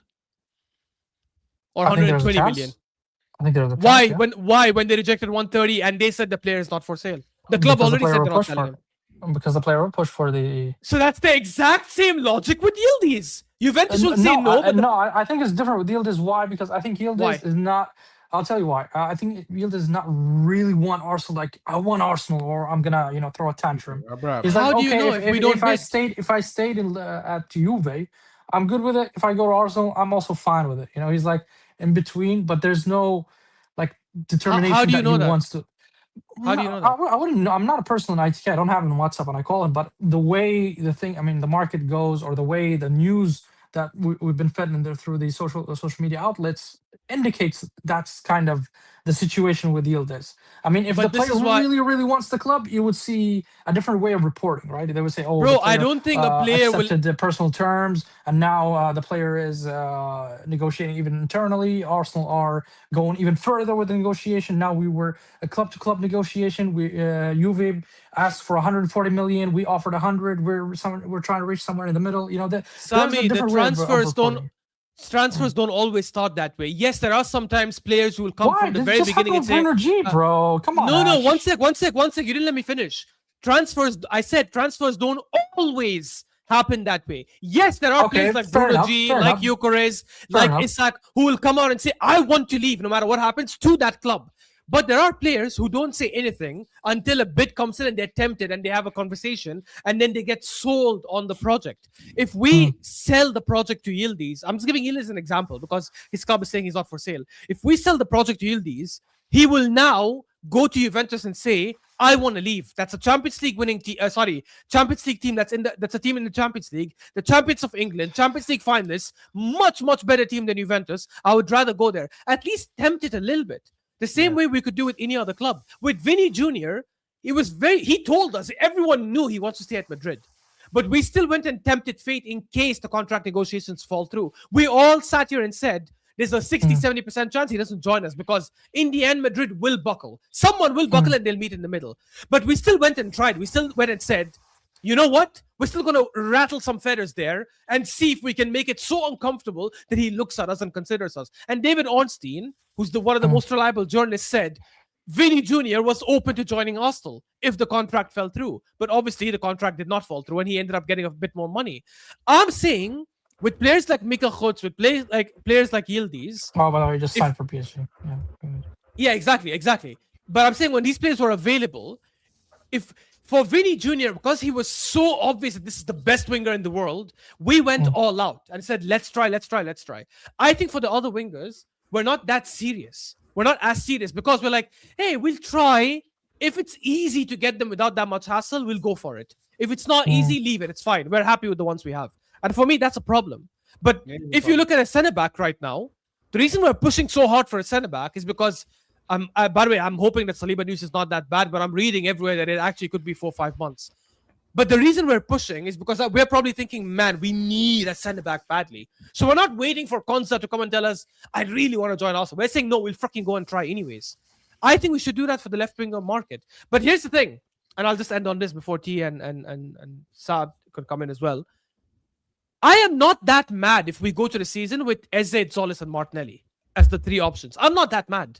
As long as we get Alvarez or a top quality striker like Osimhen, then that's fine. Because now we get into next season with one question mark, which is the left wing.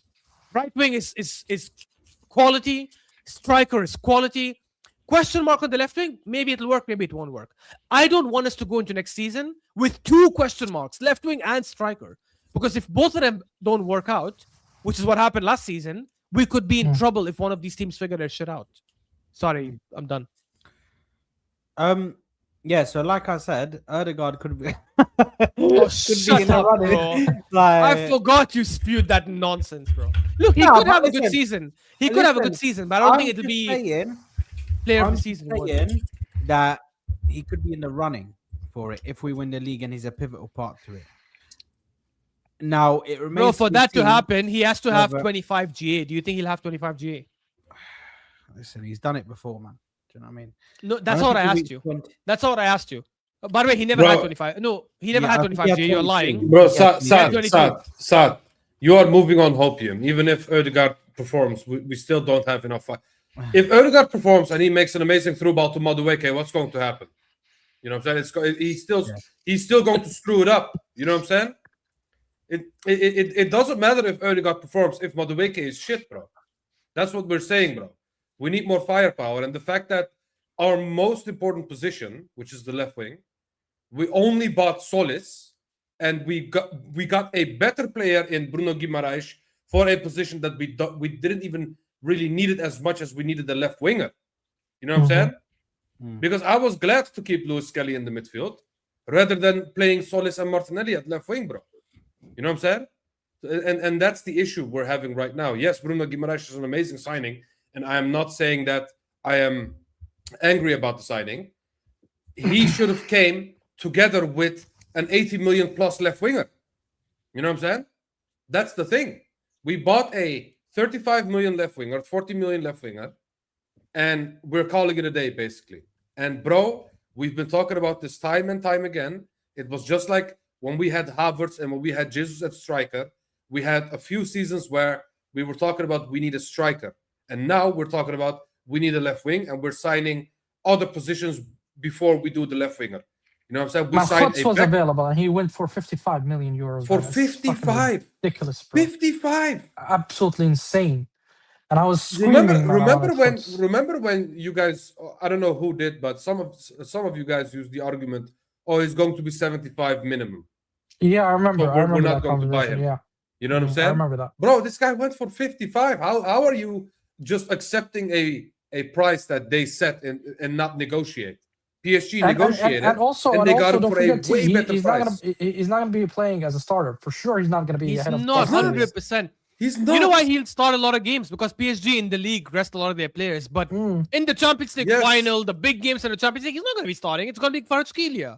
We could have easily got that move Exactly. done. Easily. Bro, this guy went to a club and said, I am content with being a backup for fucking Kvaratskhelia. Because no way on God's green earth did this guy go to PSG and think he's going to play over Kvara. You know what I'm saying? Because this guy is still a left winger at the end of the day. If you play him right wing and in the 10, it's not going to work as well. And that means that you've invested and bought this player to play him at a worse position, which PSG are not going to do. If he came to us right now, he would play over Solis. Easy. You know what I'm saying?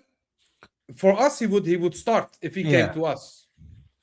You know Listen, let's just finish off the predictions before we move on to it, because I think like there's a So lot. you said Odegaard, okay, fair enough. So who you guys? No, I didn't say Odegaard. I just said he could be in the running. But my one is Rice. My one is Rice. I think Rice. It's just because Yeah? you know he is a bit Okay. consistent. You know, very consistent player. Let's speed run through it because T's got to go. So I'm Rice. just. Or T, do you want to just finish yours in the chat for the ones that you haven't answered? I mean, if you want to ask those questions to me now, I can answer them now. Yeah. T, what's So- your answer for best player? Rice. And then Rice, baby. which team will have the best surprise package or the biggest, like there'll be the biggest surprise? Whoa. Which team will be the biggest surprise? Well, I'm not interested in seeing people's package, bro. You know what I'm saying? I don't know what you're saying, bro. Wow, my name, man. But what's the question? The biggest surprise team? Are you saying like a dark horse? I swear, he just gave me like PTSD, bro. This guy, when he said, "What's the question?" Like, bro, it sounded like fucking Dana White. What's the question? Like, brother, man. Hey, Yeah, listen, John Jones is the greatest fighter. How can you not say John Jones is the best fighter in the world? How can you not like this guy, bro? I swear, a pussy, old man. Anyway, what was the question? I think that was dark horse, right? So Is so that no no. So who Or would be biggest the surprise? Yeah, same thing. Mine is Sunderland, by Biggest the way, because I think mine is Sunderland because I think they'll win Europe, and I think they will continue being in the top 8 in the Premier League. I was thinking about Sunderland because that was my team last year. You know what I'm saying? Big up No, but Sunderland. it should be something. I mean, more than what they achieved last season, right? Otherwise, Yeah, it's winning based on Europe. expectation. You Winning know Europe, what? no? You know what? What We're if talking I about the trend say here, right? what if I say that City are going to challenge with Maresca? Is that a surprise? Is that a dark horse? No, right? No, it's not. It's Nah, expected. nah. It should be That's- right from 10th. No. Surprise is if you say Chelsea will challenge. What do you mean from 10th, Sami? No. He's talking about City, not Chelsea. Oh, sorry, I don't know. You heard Maresca, so you thought Chelsea. yeah, That's I why. had a brain fart there. Mm. So. I don't You know. know- I don't know. Maybe Aston Villa. Maybe I don't know. I don't know which one I should pick right now. Aston Villa. You know what, Ashraf? I'll go also with Sunderland because I like Sunderland. Let's go with Sunderland. Listen, I'm putting mine one down. And they have not lost I anyone by the way, think- Sunderland. Who have they lost? I think Nottingham Forest, man. I think Glasner's a very good manager, man. Yeah. And I mean, he's Forest got- wouldn't be and a he's got surprise, a but yeah, I player- hear you. He's got a player in Morgan Gibbs White, which he can use as that pivotal figure in the dressing room to like. Do you know what I mean? They got a new defender as well, Diomande. Yeah, Usman. Is it Usman Diomande? Yeah, Osman Diomande. Yeah. Usman Diomande. And listen, I think they could try and push for Europe, man. I think Glasner could really turn their thing. So I'm putting Nottingham Forest for me as a surprise. I have a wild one. Go on. Oh God, here we go. Coventry. You know what? I think they scored a load of. They scored a lot of goals in the championship last season. I'm pretty sure they scored loads, like a mad amount of goals. They were actually very good in the championship last season. Their window. By the way, how many questions do we have left? Yeah, let's go to the next one. Which team will disappoint the most? Which So the team biggest will disappointment. Biggest disappointment. We'll just run through it with you, bro, because and then we'll discuss it. Oh, I'll put mine right now while you guys are thinking. It's between Newcastle or Villa. Yeah, that's the first thing I get in my mind. Newcastle. I'm gonna say Villa because Newcastle. I think everyone expects them to be bad. I'm gonna put Villa because I think they've lost 2 main players and they qualified to Champions League. I think they'll have a bad season. Maybe I'll have a stinker, but I'm gonna say Chelsea. Where did you have them in your? He had them fourth. Fourth. So how come they're? I mean, It they could are be a top if they 14. scrape fourth. Yeah, if they scrape fourth, like 30 points behind or 40 points behind whoever wins the league, then it's Because I want to say Liverpool, but we expect Liverpool to not be good this season. You know what I'm saying? So yeah, I do hear Sami's point as well because if you have them being disappointing, then finishing above Liverpool is not disappointing. It's expected. okay, you know what? Aston Villa, they bought Garnacho. Oh my God, I forgot they bought Garnacho as well. That's true. You know what? I was thinking. I don't think Aston Villa are gonna do that bad, but now you reminded me that they bought Garnacho. Yeah, I'm gonna. Bro, and no Tillemans and no Rogers, their best 2 players. Yeah, no, get you. Yeah. Although they got that Mazambi kid who seems fantastic. Yeah, Okay, next question. man. Next question. No, Sami is, and Saad didn't answer. I said Coventry. Aston Villa. Oh no, I said Newcastle. No. Newcastle, sorry, Newcastle. Newcastle for Sammy, yeah. Next one is which player will have their biggest the breakout season? The young striker for Villa. Yeah. Yeah. What's his name? I just said his Yeah. name. That's why I didn't say his name because I don't know how to say his name. But I did like what I saw. You know what I'm saying? The Swiss striker, guy, the man. one- The guy from Switzerland. Manzambi? Manzambi. Yeah. Yeah. The 17-year-old. yeah. No, he's like 60, 70. Bruh, he looked fantastic, honestly, man. Yeah. Bro, he We looked cannot like- say Krupi, right? We cannot say Krupi because he already had a breakout. Yeah, no, we can't say Krupi, man. Manzambi's a good shout, man. Well, yeah, you guys continue. For me personally, who can I put down? Wait, this guy is the same as Manzampi, this Maggio guy. from Aston Villa who played striker. I'm gonna go. No, for it's Talbi. Johan Manzambi. He I'm gonna plays go for for Talbi. Switzerland. No, I want to go with this kid, Maggio Okay. from Aston Villa, who scored against. I mean him. PSG. I mean him, by the way. Right, I mean him. that's the player I have in my mind. I mean, Yes, it's not Manzambi. yes, I mean him, not Manzambi. Maggio. I mean him, Maju or whatever. Oh. Yeah, that's the player I want to say, Maggio. Because did you Aston guys Villa see how he squad. performed against PSG, bro? Crazy. Bro, he looks like a Insane. unit, bro, and he's like 17 or something. Yeah, it's like the next Lukaku or something. I'm gonna go with Talbi. Wait, who are you guys referring to? Is it The the guy Samuel who Elling scored Jr.? against. No, the guy who scored against PSG. Can In the find his Super number. League. Yeah, I know who you're referring to. I saw the game, but I know who you're referring to. Okay. Well, let me just... Yeah, I'm taking him because he's good. Yeah, he's Brian very good. Maggio. Yes. that's Okay. the guy.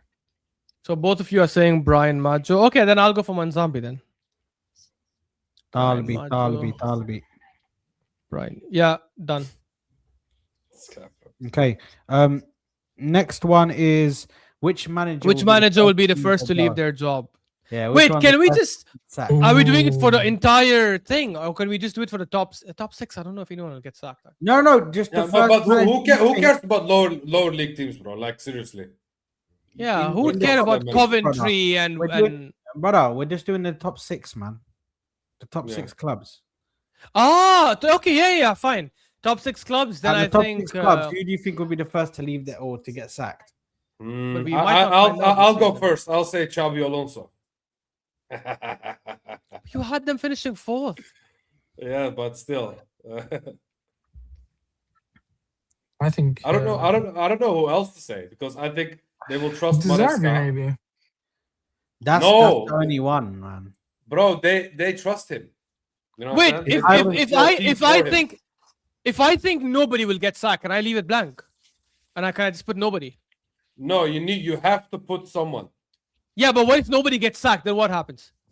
Then Nobody we all gets anything. wrong. Okay. You know what? I- Let's just do it for any team. I've actually got. Yeah, a name. I think so. Let's just do it for any team, and I've already got a name. No. Arbeloa, No, bro. bro. Hey, this guy's getting. Yeah, you know what?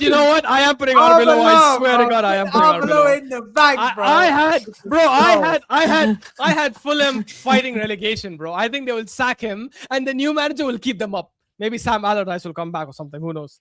Arbeloa. Fucking hell. There you go. Okay, if that's the Yeah. case, then I want to change mine. I want to say Arbeloa as well. Yeah. Yeah. Okay, me fine, too. whatever. He's a Right, shit right. manager, bro. Done, bro. Absolute shit manager.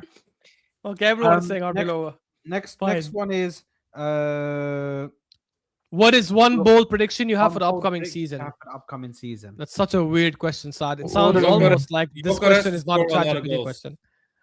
What's that? Gyökeres to score a Gyökeres lot to of score a goals. lot of A goals. bold statement. No, like- no. I'm not gonna let you have that cop out. Minimum number of goals. How many? 25. In all Ooh. competitions or in the Premier League? All comps. This is Premier League only. Premier League only is he's going to score at least 20. Unless we buy a striker, then I change this, obviously. Yeah, you can change it at the end of the Okay. window, right? We're doing another Yeah, one. but later. okay, 20 plus for Okay. Gyökeres in the league. Okay. Okay. Go on, Ash. You do yours. Mine is look. I don't want to predict anything negative for Arsenal. It pains my heart, so I'm going to leave that. Even though I do have one prediction for Arsenal, but a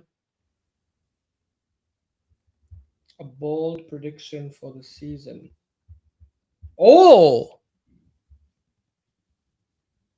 I have one. Technically, you already said it with Sunderland. That you think they're gonna. No. It's not like I'm saying they'll finish top 6. Mine is Oh, yeah, that's true. Actually, Foden will have a horrendous season and leave City by the end of the season. wow. That's not bold. He's shit.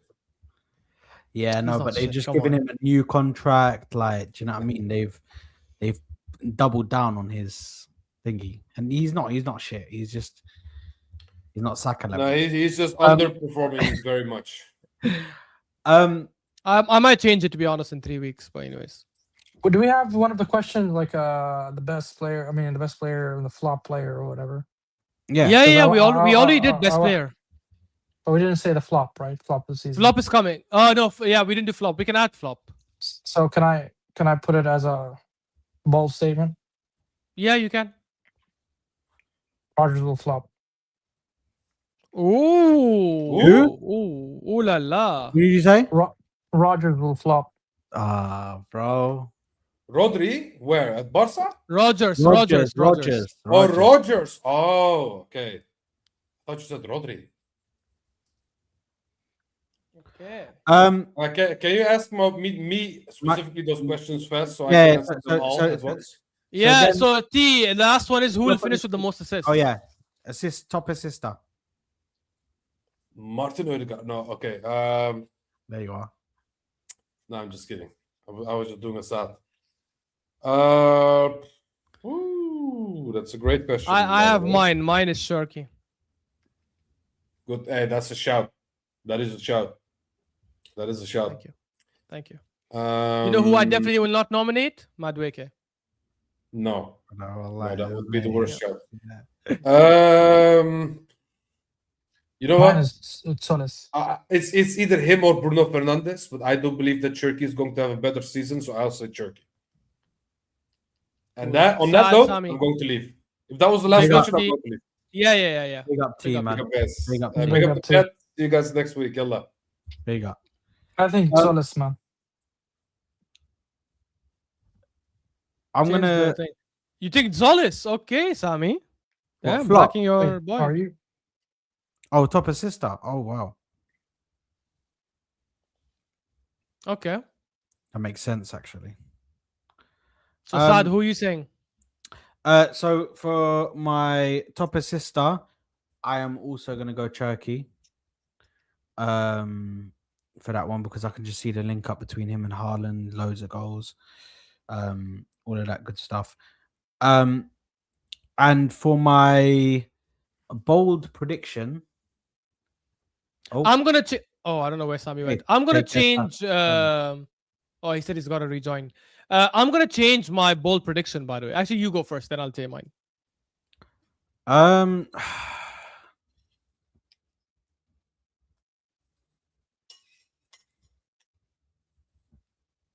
But does it have to be in the Premier League? Actually, it does have.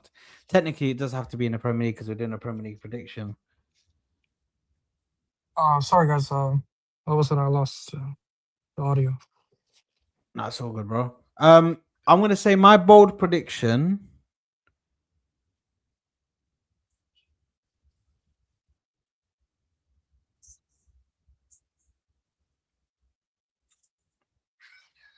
Glasner will win a trophy with Nottingham Forest. That's my bold prediction. What trophy? Like a Carabao Cup or something like that. So domestic cup. Yeah, he'll win like a domestic cup for them. That's my bold prediction. You know what mine is? No. I'm changing No. I'm changing mine from Foden to. I know this is gonna sound contradictory because I said, as things stand right now, Rodri's still there. But I'm gonna put it from now itself, assuming he's gonna leave. And if he doesn't leave, then I'll change it. Nico Gonzalez. No, We'll have- you said Doku was a bad player, or we're gonna have Foden. Hernandez. I'm changing it. I'm changing it now. To Foden. I'm saying no, that Nico Gonzalez. Yeah, I'm changing it from Foden to Nico Gonzalez will have. Wait, it was Doku first, right? It was not Doku. It was Foden. So he said You Foden. said Doku will have nothing, or No, I never said Foden, Doku. I never said Foden. Doku's name at all. He said Foden. Sami's bugging today. I don't know what's going on. Sami is. No, I got cooked. It's the in baddest, heat. bro. Oh, shit, man. Walked 20 Nico kilometers, Gonzalez will have an incredible season bro. Nico Gonzalez. Okay. and will fill Rodri's boots. Yeah. Okay, so that's predictions done. So we pretty much have just the we pretty much just have the thingies to sort out now. The transfer news. So Quansah, we're linked to Quansah. It's come out today. We just got like a report from, who is this reporter that just reported it? Jorge Nicola, who is seems to be a pretty big journalist, like a Brazilian journalist. Marco, incredible means he will have a fantastic season. Like you will not feel Rodri's absence. He will be that good. Not you, meaning like City fans will not feel his absence. And rivals. Sorry, go on, Saad. By the way, breaking news. I don't know if you guys have seen it about Jesus. Yeah, that they're advanced with Napoli now. And a deal is likely for 20 million euros, which is brilliant news, by the way. That is absolutely brilliant news. So we love to see that. We love to hear that. Who reported this? Jorge Nicola. But he was Who the fuck is that guy? Sorry. I think he's a Brazilian correspondent. But the thing is, listen, a lot of these Brazilian outlets, man, they're actually like on point, man. Even ESPN. Bro, he has 403,000 followers on Twitter, so he's followed by Fabrizio Romano as well. I don't know, man. But he's reporting that they're in advanced negotiations. Listen, Quansah, they had an issue that they wanted to offload a little bit, right? I mean, they offloaded Lukaku, and I heard that they want to offload a couple of players before they sign Jesus. Before they sign him, yeah. But let's go to Quansah, because I saw something about obviously. Are we all in an agreement? Because I'm not that like excited by it. I don't really see the hype in him. I didn't really rate him when he was at Liverpool. So for me, I'm sitting here, I'm thinking, is he gonna massively like improve us, or is he gonna keep that level, or even give us like 75% of what Saliba gave us? It's just one of them ones. I don't really rate the guy, to be honest. I don't know. Apparently, we're deciding between Quansah and Quansah. Knowing our luck, we'll spend a couple of weeks negotiating the shit. I'll take Quansah, and then we're gonna sign the wrong one. If those are the two options, I'm taking Quansah every day of the week. By the way, because this is outrageous. I don't understand why we're going in for Quansah, and then I'm seeing like Liverpool fans, which understandably so, they're sitting here. Why didn't we get him? Why don't we get him? Like their options are washed at centre back, bro. Do you know what I mean? These men are in full panic, so I can understand Liverpool fans going crazy. But for us, like, I don't understand. Is he better than Mosquera, bro? I think Quansah, the one who went to Germany, is quite similar to Mosquera. But is he better? I don't think he's better. No, I don't think he's better neither. But and you're spending 30 million or whatever, or 40 million or whatever we're spending, and the guy's not better than Mosquera, who we've already got at the club. I remember Liverpool sold him for 40 million euro, if my memory serves well. So I think they were going to ask a little bit higher than 40 million. It was 30. What, it was 30? Because I saw a thing saying they're trying to recoup. It's going to be way over the 30 million that they paid for him. So let's assume 40. So 40 million euros compared to Quansah, the other one, where Aston Villa asked for 60 million pound, right? Yeah. It's apparently they want to sell him for 43 million pounds. Not euros, 43 million pounds. They want 50 million euros for him, which is 43 million pounds. I mean, if you look at it from a perspective of this is just a backup until Saliba comes back, I'll go for the cheaper one, honestly speaking. Just because I don't want the budget for the striker or the left wing to be, affected or impacted, because we're going to go to sign a backup defender who definitely will sit on the bench if Saliba comes back, and if Timber comes back also, and they're both fully fit. And both players, I mean, Quansah, the one who went to Germany, I mean, he played for Liverpool. He was okay. I wouldn't say he was wow, There's no wow factor in that player, but he can fill a gap, right? That's my take on him, and I think he's way younger than Quansah, the one in us. 23. Yeah, he's 23. quite young, so there's a lot of development there. You can integrate him to the Arteta defensive system, which is quite outstanding, I would say. If Mosquera can do it, and I think this Quansah guy also can be integrated into that system as well. That would be my take from this Quansah situation. Yeah, I'm not a fan of Quansah at Leverkusen. It's not good enough. He's like another Mosquera, but I think Mosquera is better. I think Exactly what we just said. Yeah. Yeah, Oh, I heard you guys. I heard you Oh guys. yeah, okay. Yeah, I have the headphones on. It definitely Mosquera is faster. Mosquera, I think, is probably better on the ball, more aggressive. I think getting Ezri Quansah from Aston Villa would be a good choice. It's a good backup to have. He can play right back. He can play right center back. Will fill that gap well until Saliba's back, obviously. And because of his age, he's 28, 29. I think he'll be okay to eventually be on the bench for a team like Arsenal. So I think we should find a way to make that happen instead of going for someone like this that was so bad that Liverpool were looking forward to selling him. That's how bad he was. We should never go for a player. Right now, we're at such a level that we should never go for a player that their own club did not want them anymore. It should always be with that mentality. So no Rashford, no Quansah, no Neto, none of these players that their own existing clubs don't want them, because they don't want them for a reason. Because they've seen them over 38 games in the Premier League and they've just not been having good enough performances. They'll have 2-3 good games here and there, and then 10, 15, 20 other shit ones.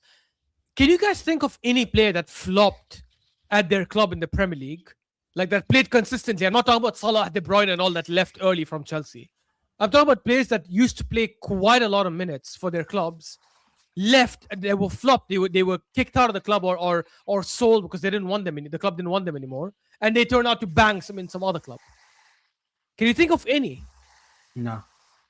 Sterling from Chelsea, flop, did not work out for us. Willian was at his dying legs at Chelsea, did not work out for us.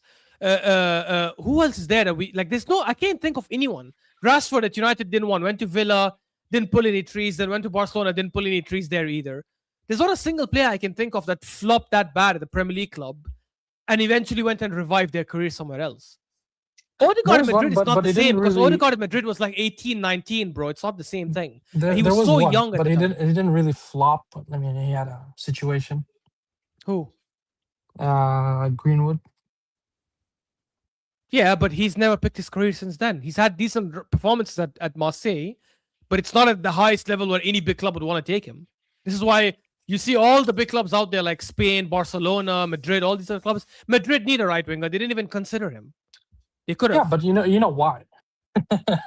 Bro, that same girl is still with him now and they've had a child. I don't think like Madrid would care about that as much if it meant improving the right. But when it's damaged like that, I mean, you don't want to be involved in such. Yeah, I hear you. But anyways, to go to your point, he didn't flop at United. He was actually fantastic at United. They were saying he's the next star boy, the next he's not a flop, but there was a situation. I didn't say exactly. So there isn't anyone I can think of. You're talking about Odegaard at Madrid. I don't think Odegaard at Madrid flopped. He was quite young. He went to Sociedad. He had a very good performance at Sociedad, or a good season or two, and that's why we signed him from there. I don't think he flopped at Madrid. How do you flop at 18, 19? That's my thing. Yeah. See, Gnabry, when we sold Gnabry was not a flop because Gnabry left us at 18, 19. Then he went and made his name at Bremen. He played really well. And he got the big move to Bayern Munich. So you can't say someone flopped. Game time. We didn't get rid of him. Exactly. It was his choice because we offered him a contract and he said, no, I don't want to stay here. I want to go. I want to go and get more game time. And the thing is, listen, I think the Quansah thing is a bit like you guys said, and like I said before. I can't see why we're bringing in somebody who's not better than Mosquera, who we currently have, who can play at right back and can play at centre back for us. Like, I just don't. Wouldn't you argue, like, if you're gonna bring somebody who's better than Mosquera, then definitely that somebody would want to be first. I mean, a starter, and obviously we have Saliba and Timber and Gabriel. It's going to necessarily. be very difficult to But- break to the But this squad. is the thing, though. Quansah has already had Now, conversation. forget about Quansah. I'm saying the options. If you go for somebody who's better than Mosquera, right? So definitely, then that player is highly rated and would want to have like a first spot in a first squad. But it's spot, similar right? to the midfield, though. You're gonna get with a team that's playing 60, 62 or 63 games a season, or a possible 62 to 63 games a season, if we do what we did last season, which is highly likely of going all the way in all competitions. If we do that again, your players are going to be playing. You're going to be playing a minimum of 20, 25 games. Yeah, but I hear Sami's point, because a top quality centre back right now will not join Arsenal because they know they're not going to start consistently for a long time. This is why Quansah from Villa makes a lot of sense, because he's at that age. He knows even at Arsenal, if he ends up starting 30 games this season in all competitions, which he probably will, it's more than good enough, and he'll still get called to England. I mean, Harry Maguire was getting called to England when he was not even playing for United anymore. So I think we have to target centre backs that we know will want to come to us because they're okay with the game time they'll get. This is why I was suggesting we go after an experienced centre back in the Premier League, especially if it's just a stopgap until Saliba is back. Someone like Ayer from Brentford, someone like maybe Lewis Dunk from a few years ago if he was a bit younger, not now, obviously. It's like an experienced centre back. No, not Dan Burn. Come on, he sucks. I have never been a fan of him. A centre back that is at like 32, 31, who could be like Norgard for us, but actually is good enough to play What's his name? 20, 30 games. What's his name from Newcastle? Shah. Botman or Shar? Oh, Shah. Shar is not a bad shout. Shah Honestly, is a shout because he can offer you goals and is relatively sound on the ball and has that experience and has that. But how much will that mentality. cost? I wouldn't think they would charge him a lot for him, bro. He's old now, bro. The guy's like 32. yeah. How old is he now? I think 33, something like that. Just double check that, bro. But they're not going to charge that much for him, bro. He's 34. Okay, that's too old. No, I take it back. Yeah. Quansah is perfect, bro. Quansah is at the right age, experience. He's quick. He's strong. He's good in the air. Like, he's good on the ball. He's exactly what we need. And once Saliba's back, he doesn't need to be dropped immediately. We need rotation even at centre backs. We need to be able, because right now I don't have any comfortable centre back cover for Gabriel. Right? Calafiori is decent, but he's nowhere near Gabriel's level. Saliba to Quansah is a drop-off, but it's not that massive of a drop-off. It's not like a drop-off where, oh, you're guaranteed you're going to struggle there. Right? Whereas Gabriel... He's not a Rob Holding. That's what I'm saying. Exactly. Whereas Gabriel to Calafiori or Gabriel to Hincapié as centre back, you're guaranteed you will struggle there compared to having Gabriel. Even though they're not bad, but they're just the gap difference is so massive. This is why I'm saying Quansah I think is a fantastic signing if we can make it happen. Koundé is not bad either, but Koundé, trust me, guys, I've watched him for a long time. He's good as a right back. He's not that great as a centre back. As a centre back, he gets exposed quite often. Bro, he loses. I've seen him play centre back from games that I've watched for Barcelona. And this guy loses like not composure. He loses concentration during the game, bro. Bro, there's a reason he doesn't play centre back at all at PSG at Barca anymore. He's not that quick, so he doesn't have that recovery pace. Obviously, you need that as a right back too. But as a right back, he's excellent on the ball. He's excellent going forward. He's decent in one-on-one duels, but he's not going to win a lot of aerial duels. Like not as much as you'd want, like someone like Quansah in your team, like who's got the height and physicality and all. Plus, Koundé English will not leave Barcelona. What about actually relying on Salmon? No. Is that a match? He's 2 years, 16, 17 years old. No, I'm sorry. Bro, defense is the one position you cannot have inexperience. Impossible. Unless you're a generational talent in that experience. He needs to grow. He needs to have the season that Max Dowman had, where you have maybe a few games here, a few games there. You know what I mean? You're playing in the FA Cup games and stuff like this, and Carabao Cup games coming on. But he's like your third choice. I'm not saying he's like a backup. It's like a throwing him in as a centre back. The thing is with Marley Salmon, he's got a lot of like talent, and you can see that. I mean, that tackle that he done against Borussia Dortmund and his reading of the game is very good. I like it. He looks like a Saliba type player that reads the game very well and always position himself in that right position. But You got to grow those players. There's a reason why Saliba was so good, is because we sent him out on loan. We left him in France and said, grow, stay in your in the environment that you know and that you like and that you're comfortable in, and grow as a player. And then we took him back when he was ready to come to the place. He's a kid, bro. The guy's 16, bro. And not everybody is gonna hit the ground running like a Lamine Yamal and be able to just do this madness and just go crazy and become this superstar and be able to handle that pressure. Like, do you know what I mean? I don't, especially for centre backs as well, bro. Because one mistake and then you're like people are slandering you and all sorts. Do you know what I mean? With a winger, it's easier for you. With the attacker, if you lose the ball, it is what it is. They pass you the ball again, and you go again, and you go again. You know, bro, it's difficult centre back. So I don't personally. I think Quansah at the moment is the right option. If it was up to me, I wouldn't go for Quansah if I had multiple options. But then again, what you guys are saying is correct, bro. What top centre back is gonna come in and be a backup? None. So. Yeah, man, I get what you lot are saying, but speaking of Martinelli and Jesus, man, Martinelli, bro, I was angry. Dickhead, bro. I was angry, bro. I was like, what do you mean you're not willing to go to 100%? You don't want to go to Turkey, brother? If I was him, I'd grab him, bro, from the neck, bro, like the back of his head, bro. I'd be like, what the fuck, bro? Don't make me throw you onto the plane. Turkish Airlines, straight first class, bro. What do you mean? Bro, if we go tell him you're not playing a single minute. If you go tell him you're not playing a single minute for Arsenal this season, he will consider options. The problem is, I don't think Arteta wants to do that. A, because he likes his players, he has that loyalty, blah blah blah. He's been with them for years, and also B, I think because we're not guaranteed of getting a left winger, a quality left winger, which is why we're like, you know what, let's not push him out the door if we don't have an alternative. And I hear people who say we need to keep some pace in the team. I've said that many times, but we need pace with brains. So if we're keeping Martinelli, bro, then don't tell me fine. about this pace, bro. We should have signed you. I do think it helps, but I don't want us to have two slow left wingers, but at the same time, I don't want us to keep Martinelli either. So either go get a speedy demon-like left winger who's got mad pace, or get a good left winger who doesn't maybe have that Martinelli pace, and keep Martinelli as the backup. And anyways, even though I don't agree with this, but Arteta has been playing Madueke on the left.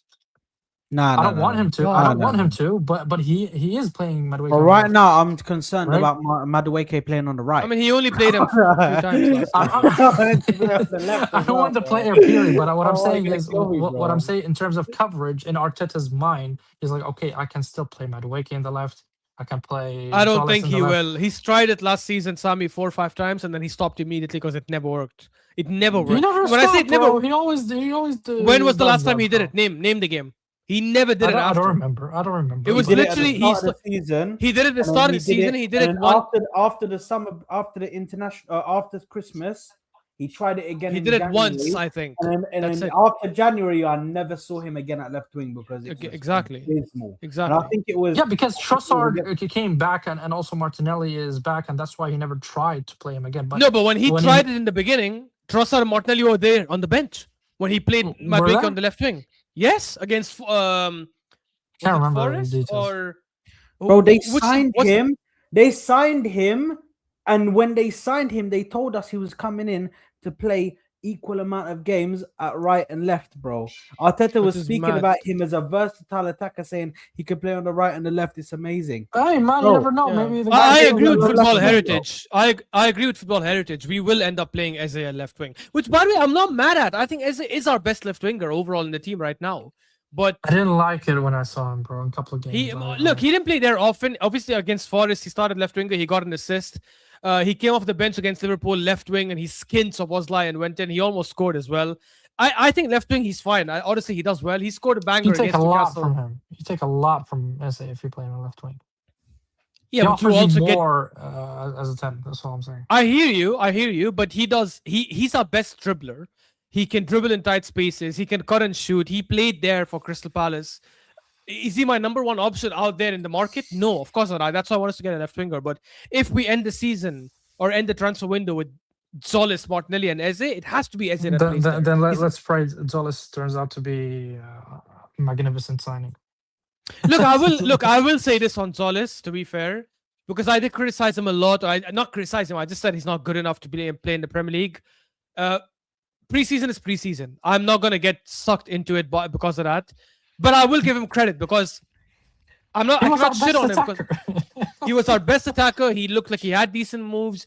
Again, he's not really that great of a dribbler because he doesn't dribble often, but he's very direct. He tries to run. He looks for the first time pass, the first time shot.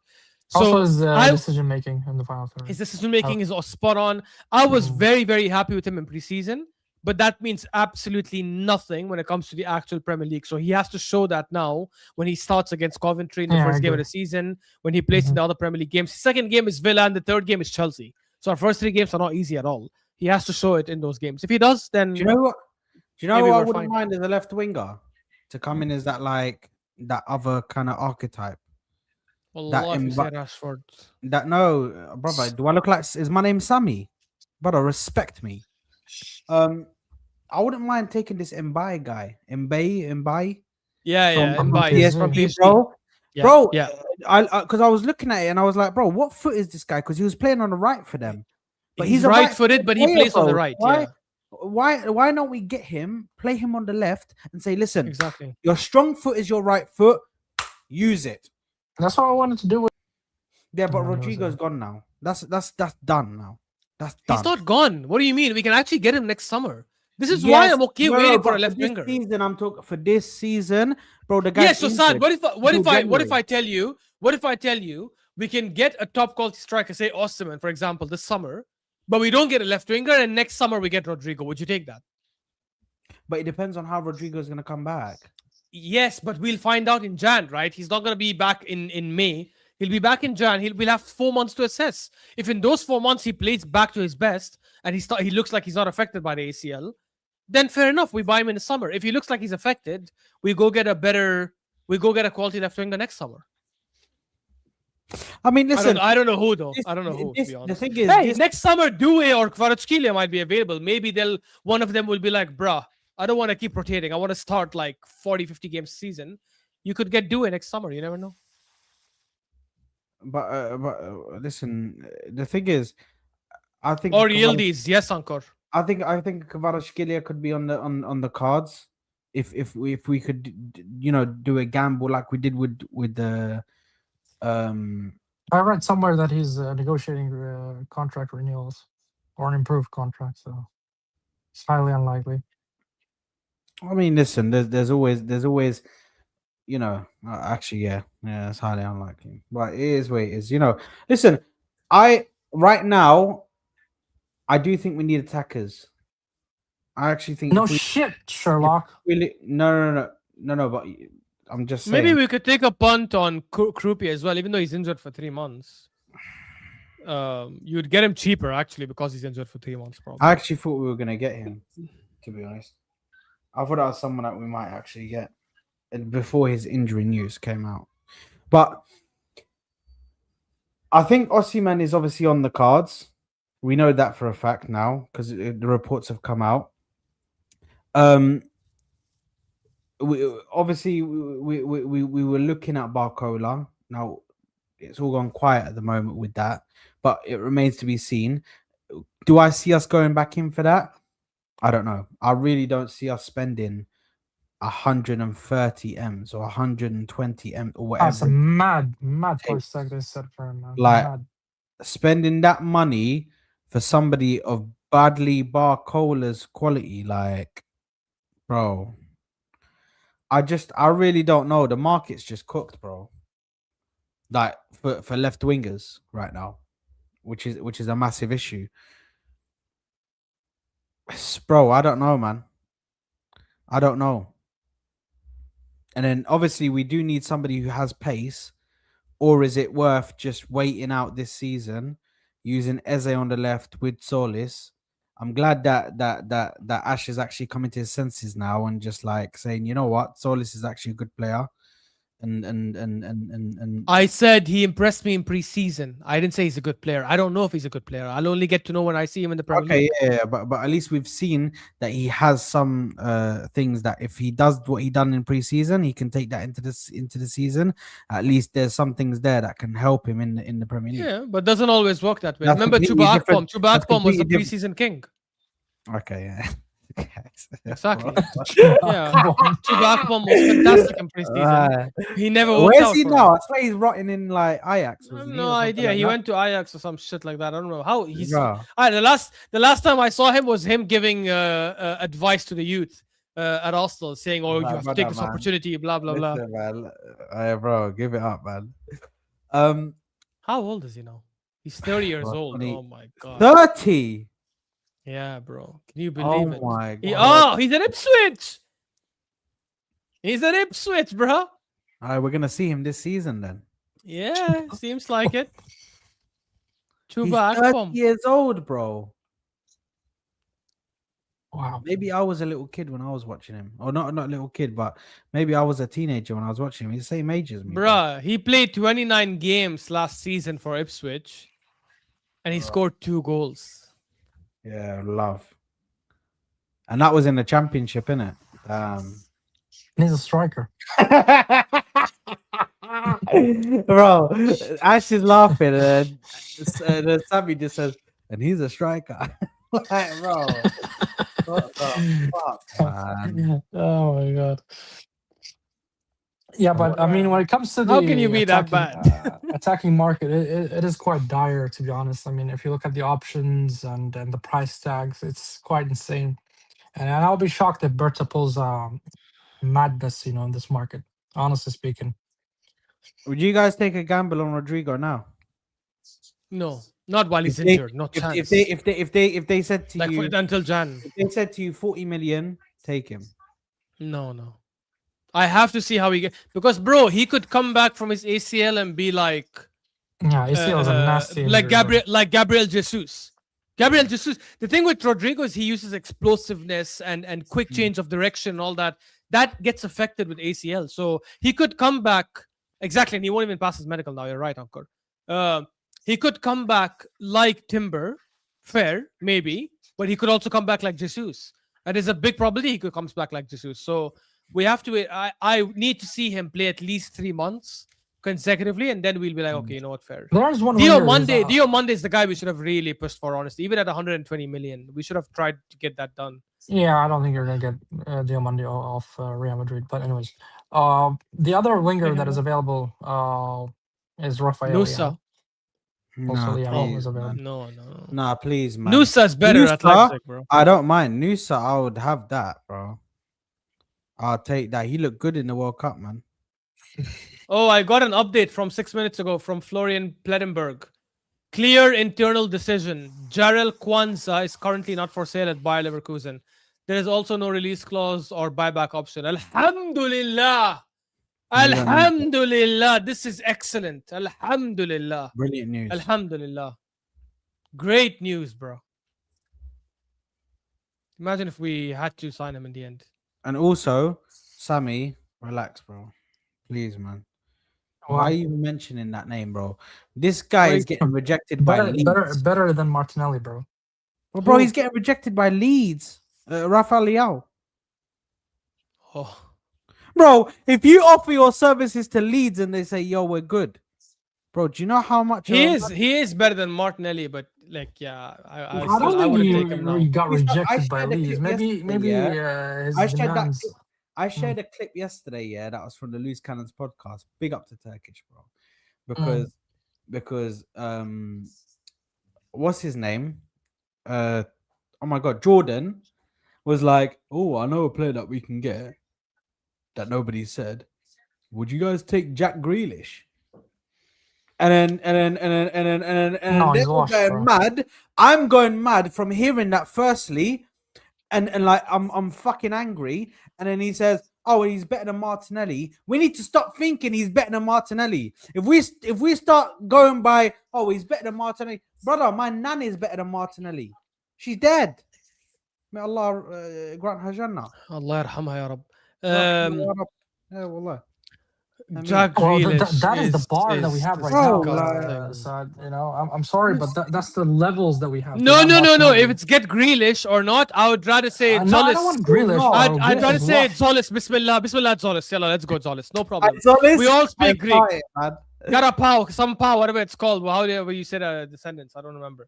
Rafa Leao is a joke, man.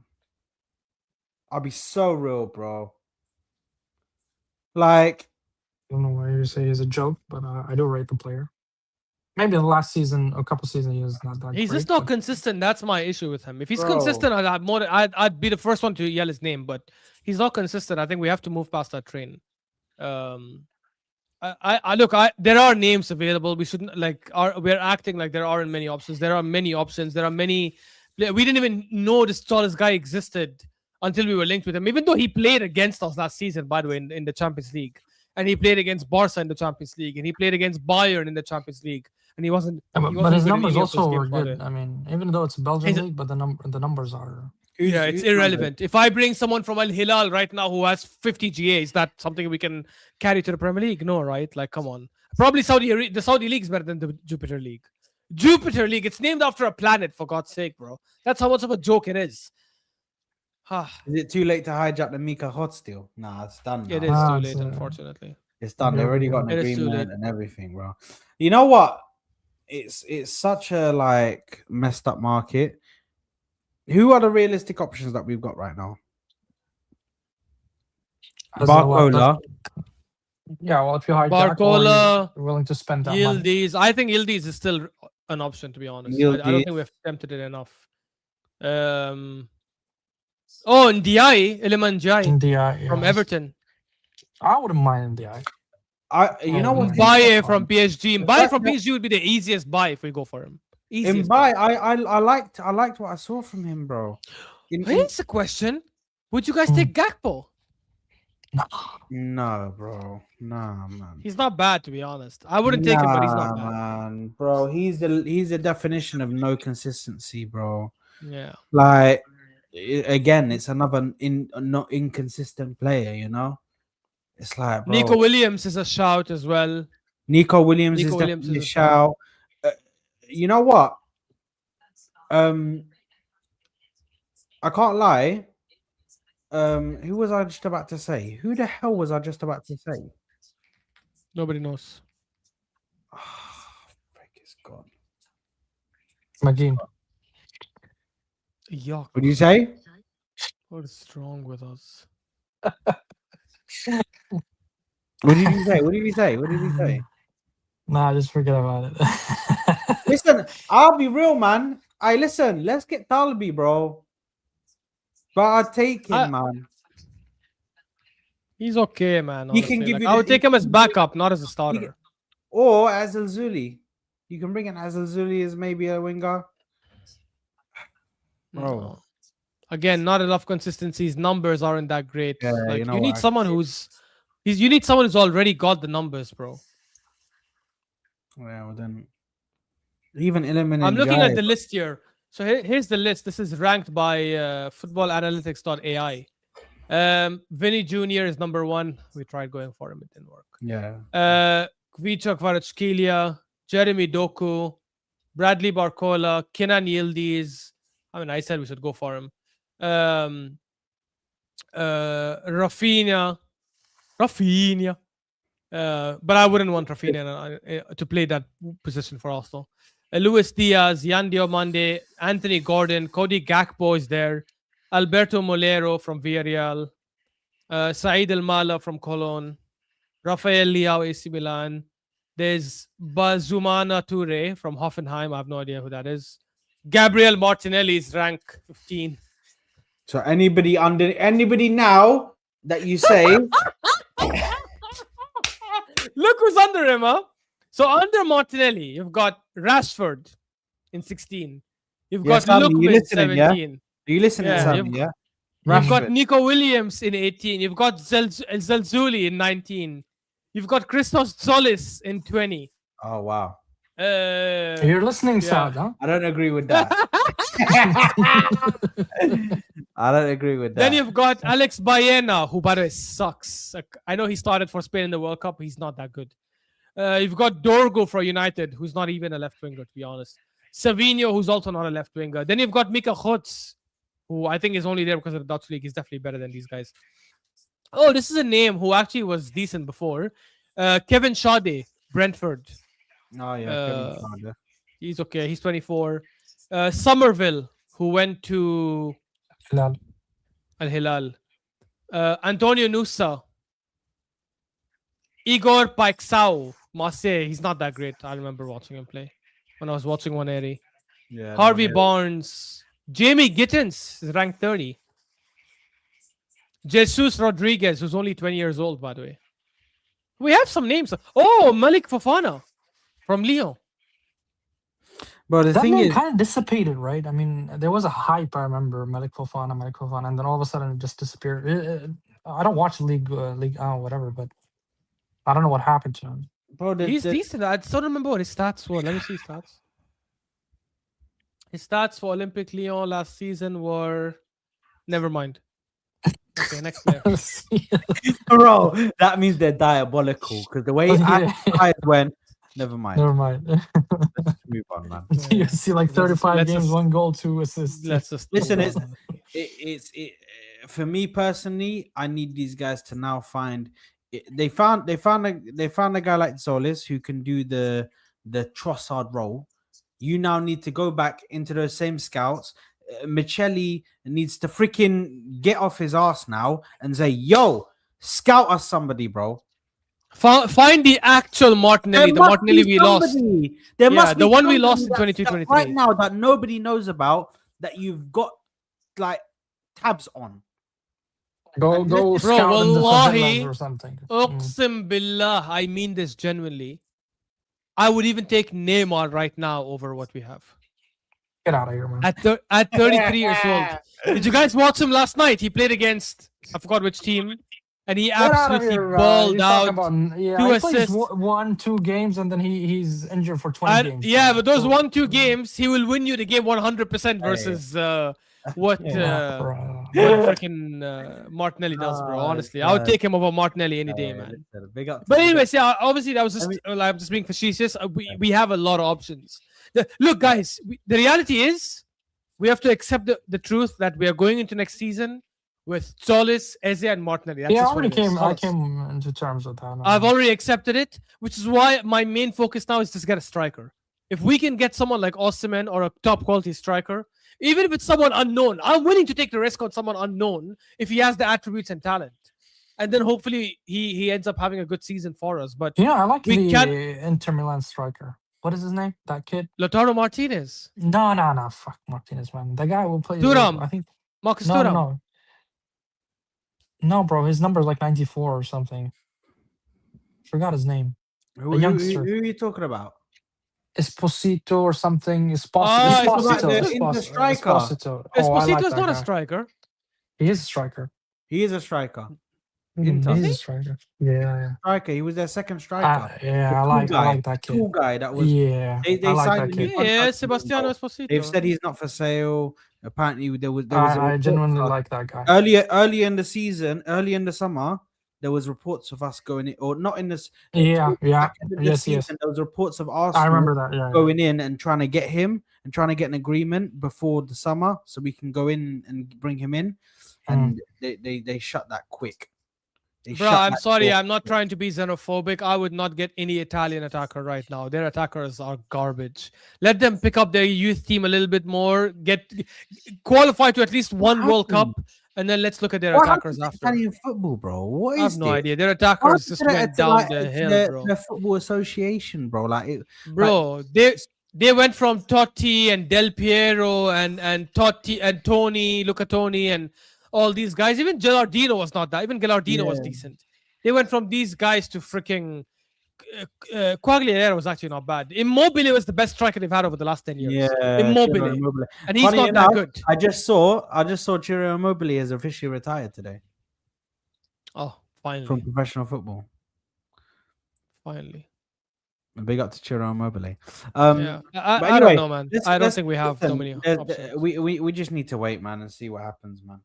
at the end of the season, at the end of the summer, I guess we'll have to have discussions. Yeah. So let me get through this one super chat before we wrap up. AMT said, for me, Raya is the most important player. One of the most, yeah. At Arsenal? I, Yeah, bro, because its backup sucks. you know what, bro? One thing I will say, bro, is watching this prick Kepa in goal, bro.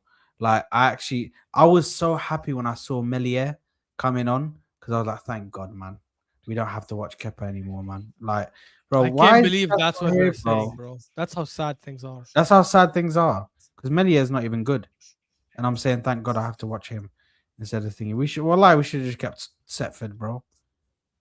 We should have just kept Setford, man, and just done a madness, man. Just let him just be the second keeper. Done. You know what I mean? Yes, he's young, but it is what it is, man. Just let him grow. At Arsenal. And big up to David Raya saving 2 penalties, bro. That's what. Just the Yeah. Big up to David Raya. I do think he still needs to improve because sometimes, like, he jumps before the ball was even kicked, and sometimes he's like a bit iffy about penalties, but sometimes he's in the zone, man. Sometimes he's just in the zone, bro. But yeah, listen. Big up to everybody. Smash the like button. I appreciate everybody who sent in super chats today. Absolutely amazing, man. Big up to you guys. Make sure to smash the like button. Make sure you're subscribing to the channel. We are out of here, but we will see you on the next stream, people. Peace.